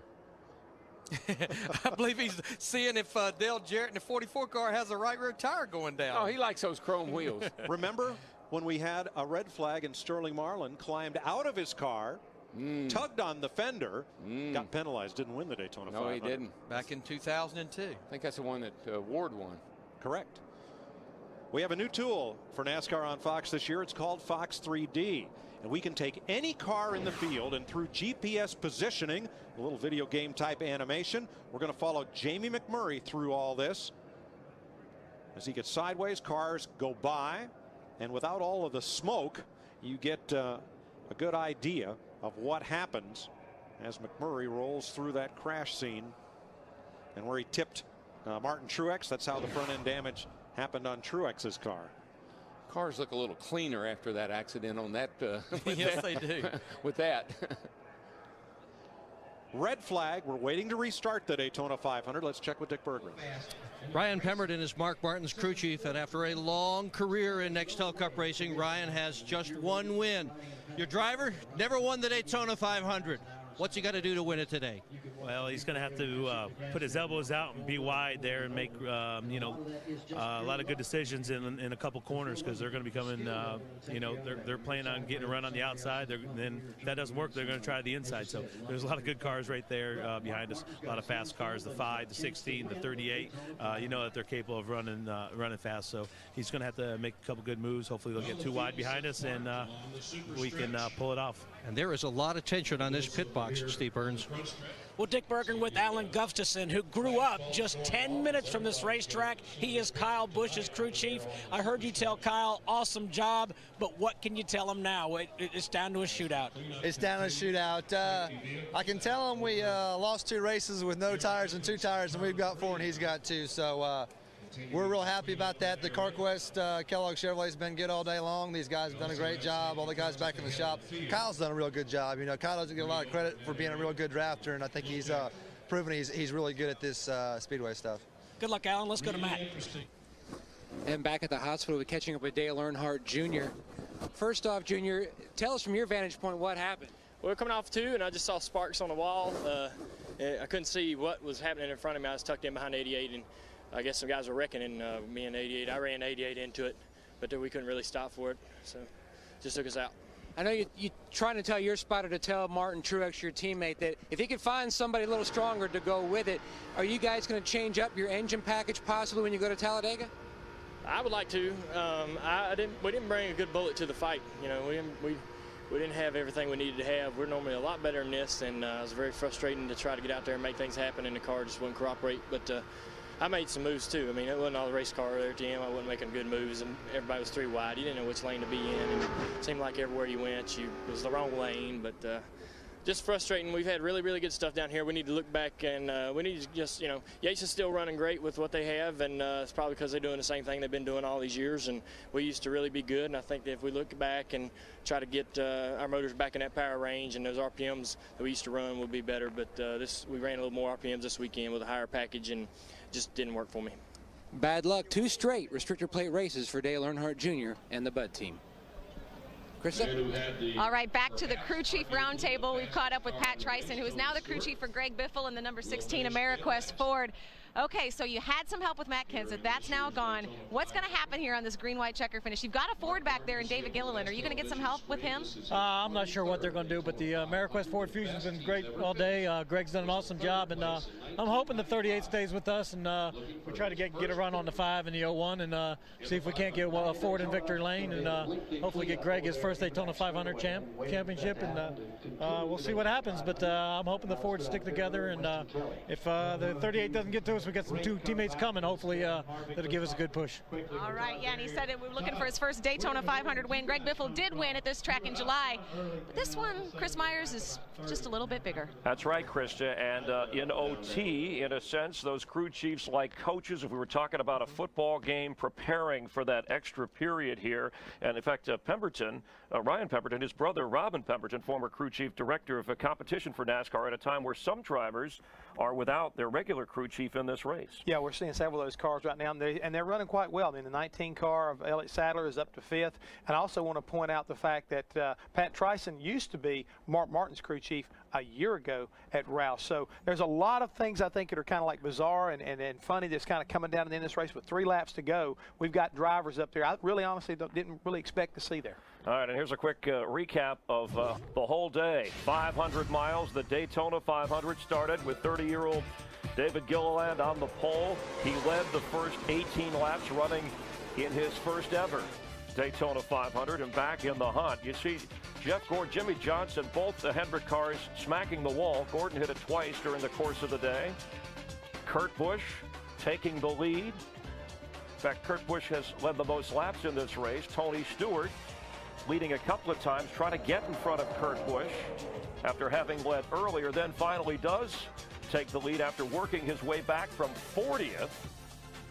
But then down on the apron, Kurt Busch can't hold up and gets into Tony Stewart, who was leading at the time with 47 laps to go. And an apology later from Kurt Busch. Martin Truex Jr., one of the DEI cars, briefly out in front to lead out of that caution. 27 laps to go. Last year's Daytona 500 winner, Jimmy Johnson, involved in a 5-car wreck. Yeah, he gets loose right there off of turn 2, which we've seen a lot of action there all day long. Big wreck there, but Mark Martin beats Carl Edwards off of pit road and kind of sits the stage right here toward the end of the race, and then all of a sudden Carl Edwards gets in the wall with a little bit of help from one of his teammates, and another incident getting ready to occur when the 22 car comes all the way down pit road with a flat right front tire back up on the racetrack in front of the 21 car of Kenny Schrader, triggering another part of this accident. Carl Edwards taken out, Reed Sorensen, Ken Schrader, Clint Boyer also involved, and then with about 5 laps to go, Jamie McMurray appears to get bumped, and then Junior actually maybe got into Ricky Rudd, creating another mess that has us here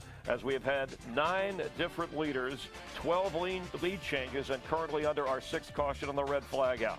Well, right now the biggest thing is, Chris, everybody has got an opportunity to kind of catch their breath, take another deep breath, and get ready for these final 3 laps. And I promise you right now, we'll be nail-biting. So it's the Daytona Survival 500, and Jeff, of the drivers there, obviously Mark Martin in the lead, even though he's never won this in 22 previous tries, given his experience. Is he the guy? Well, he's the guy right now, because I've heard it said too many times by too many drivers this week, if I can get out there in front and have the clean air, I can drive my car where I want to. So I think he's going to have the ability, if he can just keep on that bottom. Larry McReynolds and Darrell Waltrip have said all day long, protect the bottom, force the guys to go to the outside. But he's going to have some help. And what a day for David Gilliland, his first Daytona 500 on the pole, up to 4th in the 38 car. A kid from California who played high school golf with Tiger Woods, handling big-time pressure. His crew chief is standing by with our Steve Burns.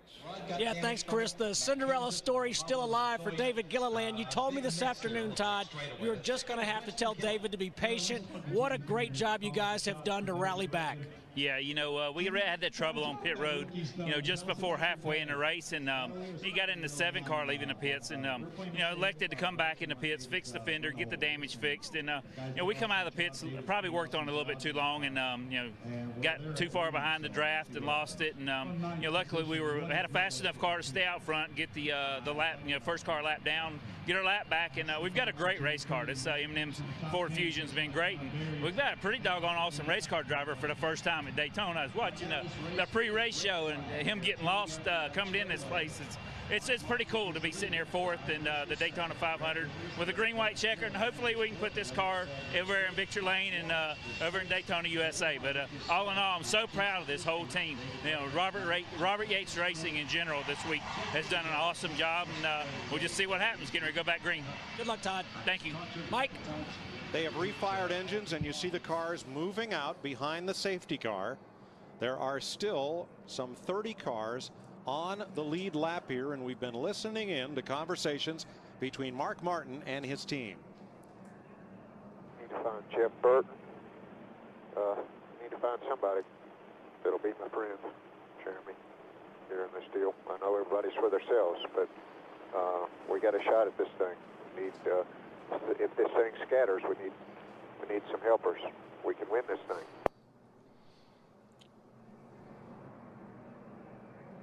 Thoughts of Mark Martin.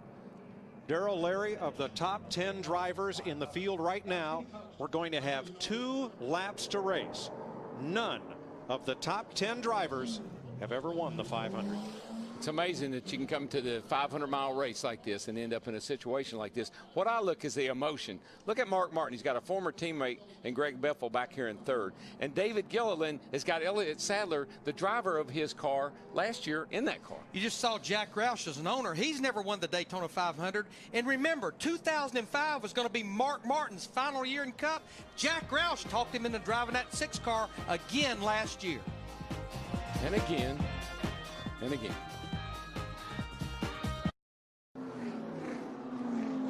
Coming up tonight on Fox, The Simpsons, King of the Hill, Family Guy, and American Dad. A fun night on Fox. But first, we have the Daytona 500 to conclude. We're going to race 2 laps, green, white, checker. If the caution comes out again, the race is over, and NASCAR will use any and all available information, including video from all of our Fox angles, 90 cameras strong, to determine the order of finish at the moment of caution. Hopefully that won't be needed. And Darrell, Mark Martin has been making restarts in Nextel Cup for 26 plus years. He's fixing to make the most important restart of his career. You know, it's not just the first race for all of these teams at Daytona. First race of the season for NASCAR on Fox. Barry Landis in the producer seat with Richie Zients and Artie Kempner and all of the folks, over 200 people strong it takes to put on this telecast for you to enjoy. Great pictures, great replays, and we're happy to have all you folks at home along for the ride. Here's what I think will happen. I mean, it's just I think that David Gilliland is going to help Mark Martin win this race. He may not mean to, but I think David Gilliland doesn't want to mess up. I believe that Kyle Busch and Greg Biffle will hop to the outside and try to go around Mark. Then Gilliland will run right up behind Mark and push him home. I'm with you, Darrell, because what we've seen from David Gilliland, who won the pole at Talladega in October and won the pole here for Daytona, is he likes that yellow line and his car works well at the bottom of the racetrack.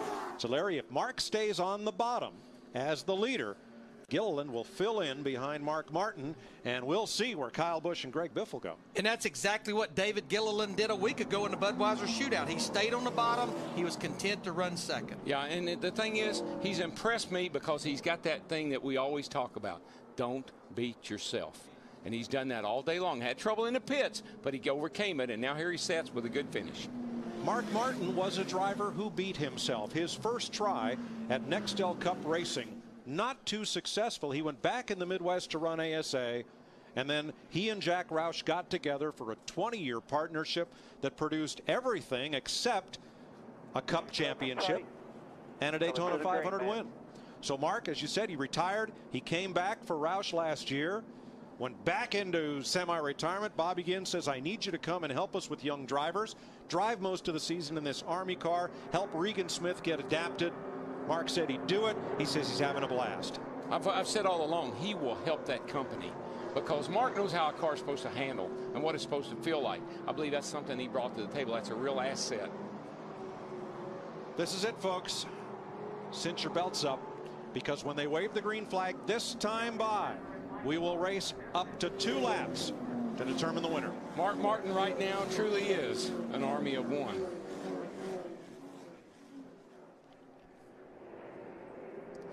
These teams, this is the 2 laps these guys have been working for all winter long and for months even before the 2006 season ended.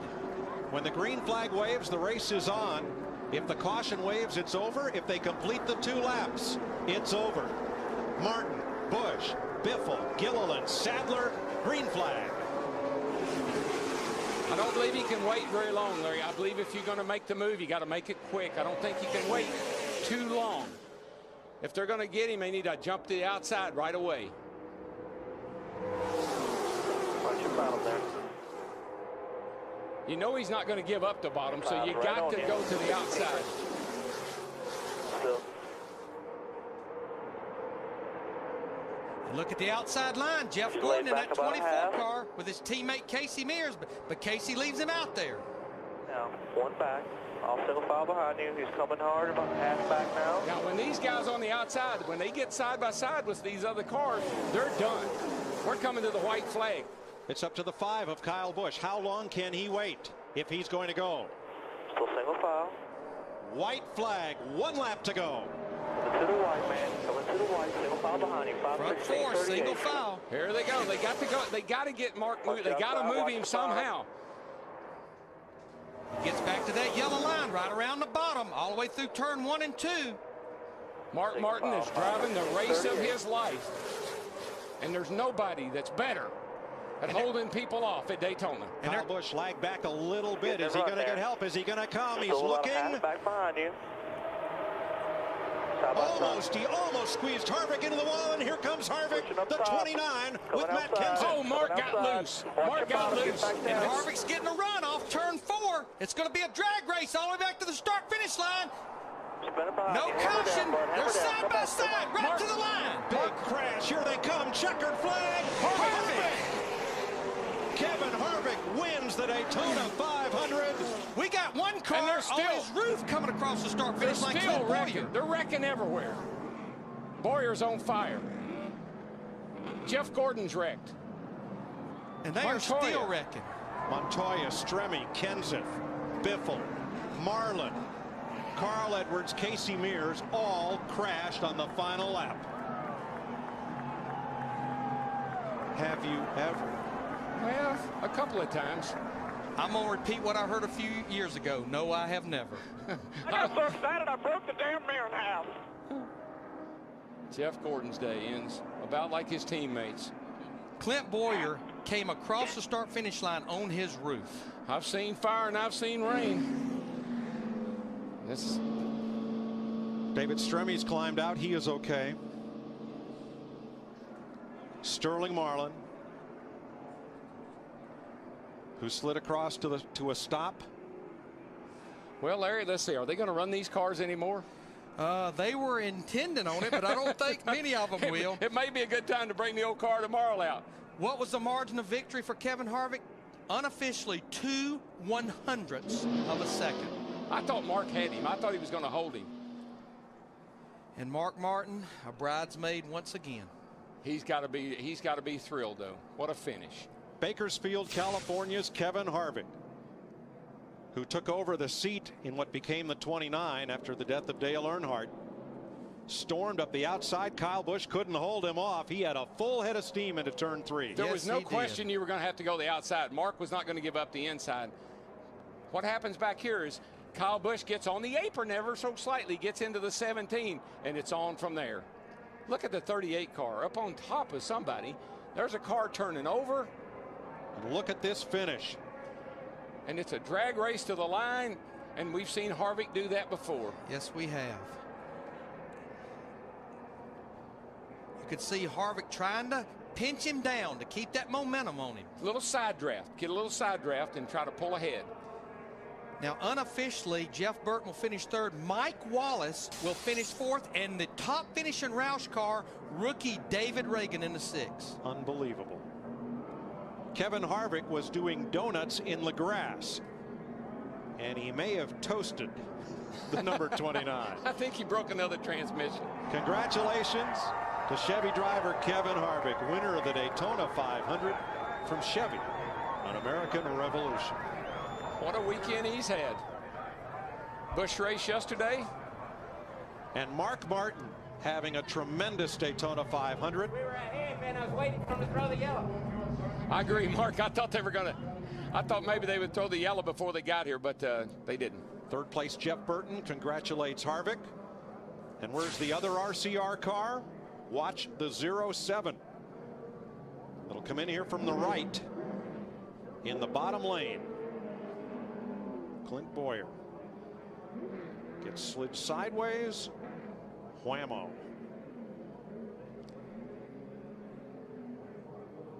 And he'll cross the start-finish line unofficially upside down in the 18th position.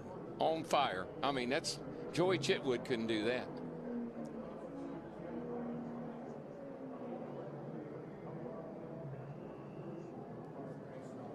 Bowyer making a hasty exit through a small window opening. That's one of the things that's going to be addressed by the car of tomorrow. Yeah, I'm just glad he's landed back on his wheels with that fire, because he didn't want to be trapped down in there. NASCAR does such a great job.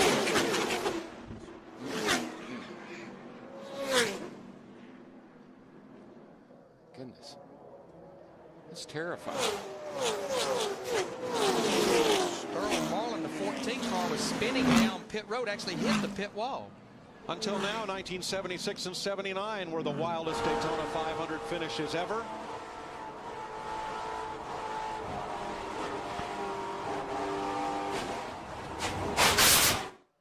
New one for the record books. Matt is with Mark Martin. And he's climbed from the car. You can see the disappointment on he and his crew members' faces. Mark, first off, take us on that last lap. It looked like basically you had the 5 covered. And then out of nowhere comes the 29. Well, we saw him up there, and we just doing everything we could. You know, it was a Daytona 500, man. I just want to thank Bobby Ginn and everybody at Ginn Racing, and especially the U.S. Army team. I'm so proud to be a part of this team. They gave me a chance at a Daytona 500. That's all I ever asked. I really hate I let them down. I gave it what I could, but I didn't get it done. I really thought they were going to throw the caution. I was still ahead, and they were wrecking behind, and if they would have just thrown the yellow, it was in our fingers, but they waited and they waited and they waited, and I didn't have any pusher at the end, you know, and he was in the, you know, in the preferred spot for second back forward. But just want to thank everybody for all their support. I wanted to win that thing. They were going to have to pry it out of my fingers, man, and I was looking back to see if we had any help, but I didn't see any back there, and it's just short. You always try to compartmentalize everything, but did you let yourself begin to think maybe this is the year, looking at the situation? Hey, this is green-white checkered in the Daytona 500. I knew we had, you know, I knew the race was on, and man, we got so far down the line. I saw him get that run. I tried to block it, and then I got back down, and, you know, minus the wreck and everybody coming through there good with a good pusher, we still had it done. I really still thought, you know, as we entered turn 3, that we were going to get it done, and then they started wrecking, and we were still ahead of him. But, you know, just wasn't meant to be. I didn't get the job done. Mark Martin finishes second in the Daytona 500. But boy, he did a whale of a job. You see Kevin Harvick's car sitting in Gatorade Victory Lane. He took the checker under green to decide the winner of the race. The caution immediately followed, so officially the race ends under caution. So now let's go down to Dick Berggren with the GM winning interview.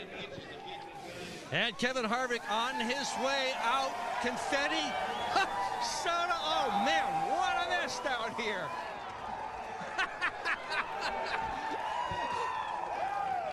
Hey Kevin, where did you get that head of steam at the end of the race to win the Daytona 500? Well, I had Jeff Burton behind Matt Kenseth, and Kenseth just pushed the hell out of me there. This Shell Pennzoil Chevrolet got a little hot. We had to come in and take some tape off. We had a hole in the nose, and man, my go-kart experience over the winter paid off because I didn't let off the floor, and we just kept hitting things in the wall and just bouncing off everything. But man, this is a Daytona 500. Can you believe it? That was just do you believe it? I can't believe it. I mean, we were 30-something there with 15 laps to go, and we came up through there. But just got to thank Richard and Todd Berry and all these guys just for an awesome race car. Congratulations to you. Well done. Mike? Protege of Rick Corelli, the Bakersfield, California racer. Wife Delana embracing him. Today, the Daytona 500 has changed the life of Kevin Harvick forever. Dadgum, it makes me, you know, Daytona puts tears in the eyes. I don't care whether you're down there or up here. It's what an accomplishment. They are crying in celebration, and others will be crying in frustration. Let's have a look at what happened here on the final lap. Look where Harvick is, coming down the back. But look at this run he got. He called it, Matt Kenseth, in that 17 car. You see Kyle Busch tried to go up and block, but he had such a head of steam it was too late. Yeah, I think all that moving around is probably what got Kyle. It messed his entry up into turn 3, and then I think it might have just upset his car a little bit, and he gets loose right there under a Kenseth 17 car, and it's on from there. And at the wire, Harvick, because of that push down the backstretch, got out front of Mark Martin. Mark comes back and comes oh so close. But you know what? I'm glad NASCAR let them finish the race. Yes, there's definitely no reason that the cars are wrecking behind them, not in front of them. It was not going to change a thing. Not a thing. For the 4th time, the winner of the Busch race on Saturday wins the Daytona 500. Dale Jr. 2004, Darrell Waltrip in '89, Bobby Allison in 1988 won Saturday and Sunday. Krista? Well, Jeff Burton finishes third, but I got to ask, you had your current teammate racing your former teammate. I know a lot of loyalties, a lot of emotions for you. A great day for you. What about the 1-2 finish for Kevin and Mark? Well, I had a great seat for it. I came off turn 4 and it got really wild. And the last 40 laps were just crazy, insane. And I'm a huge Mark Martin fan, one of the best people in our sport. I hated to see him lose. I'm a huge Kevin Harvick fan and an RCR fan, obviously, and love to see him win. So mixed emotions there. Mark Martin's a deserving champion. He's one of the greatest drivers our sport's ever seen and one of the greatest people our sport's ever seen. Kevin's a hard-nosed driver and one of the greatest people too. So they both deserve it, and I'm glad we came out on top. It's big for RCR. It's big for us to finish third. We were in about 5 wrecks and never hit anything hard enough to knock us out, and we just kept digging. The competition is what makes the sport and this race, Mike Joy, so exciting. Thank you, Krista. Kevin Harvick is the 31st driver to win the Daytona 500 as Chevrolet sweeps the first 4 finishing positions. David Reagan, the first Ford, is 5th. Elliott Sadler, the first Dodge, is 6th. More from Daytona after this. An amazing finish in the 2007 Daytona 500. Watch the 29 car. Kevin Harvick shooting to the front past the veteran Mark Martin in a photo finish, 2/100ths of a second. Harvick winning his first Daytona 500. He appeared on photo finish on the NASCAR on Fox pre-race show. Everybody okay in the wreck behind. A crazy go-nuts finish in the Daytona 500. Harvick, remember, a little bit eerie, took over the ride for Dale Earnhardt, who on this date back in 2001, we lost him here at Daytona. So Harvick coming back to win for Richard Childress Racing. Last time Richard Childress Racing won the Daytona 500 was with Dale Earnhardt in 1998. And these are the unofficial results here in the top 10. You see Mark Martin at a Chevrolet finishing second. The remaining group, Toyota, Dale Jarrett at 23rd, the highest finishing Toyota. The rookie Juan Pablo Montoya transferring over from F1, winding up 19th and avoiding numerous wrecks in the closing moments. Again, these the unofficial results. 5 drivers without their regular crew chiefs. Elliott Sadler finishing 6th, and Tony Stewart with Kurt Busch, 2 of the stronger cars, involved in a wreck just a little bit earlier as Happy Harvick celebrates. And what a story for him. First restrictor plate victory in his Cup career with Jeff Hammond, Chris Myers, and thanks for being with us for NASCAR on Fox. And was it the right call, NASCAR not throwing the caution? You heard Mark Martin's words. You saw the great finish. I saw the great finish, Chris, and the thing is right now, we started this Speed Weeks off with controversy, and I'm sure we're going to end this Speed Weeks with somebody saying, well, why didn't they throw the caution? Mark had it. We don't know until you go back and really check everything over. It was NASCAR's decision, but it was a fantastic finish no matter how you cut it. Early on, you tipped us off. Jeff Burton, who was last year's pole sitter with Richard Childress Racing, about those 2 cars. Harvick was 7th when we had the restart with the 2 laps to go. Really, it's the Daytona 505 because we had to go overtime, as Mike Joy pointed out, because of the green-white checker. So how was Harvick able to maintain that position and make it up at the last moment? I think everybody was so concentrating on the bottom of the racetrack, trying to protect the bottom. They left the outside wide open. He was able to get a push where he needed it, and basically he threw caution to the wind. We kept talking about it all day long. When you get down to the end of this race, there's no friends out there, and you're not going to win it unless you take a chance. He took the chance. He was able to thread the needle, and in the end, he was able to come off with one whale of a victory. Talk about the bottom of the racetrack. Kevin Harvick got top of the world, and on top of his car, at least his car flipping over on top, was Clint Boyer in the 07 in flames at the back half of that finish, and he's standing by with our Steve Burns. Yeah, thank you, Chris. As Kevin Harvick celebrates, Clint Boyer's car is an absolute mess. What happened coming off turn 4, Clint? Man, I tell you, I saw the 5 get turned sideways, and I thought I cleared him.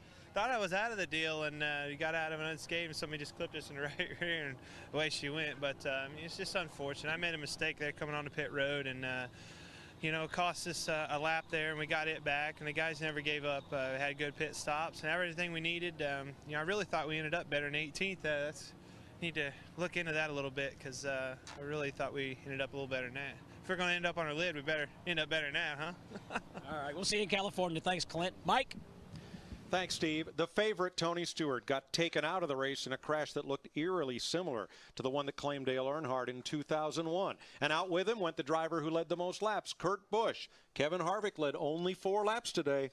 Boy, he led the right one. Boy, he did, and I think NASCAR made the right call. And Mark said it best. This is the Daytona 500. Everything's happening behind them guys. Throwing a caution wasn't going to make any difference. Let them race to the line. I feel sorry for Mark. I like seeing him win, but pretty happy for Happy Harvick, too. Larry, you can prepare and work on that car all day long.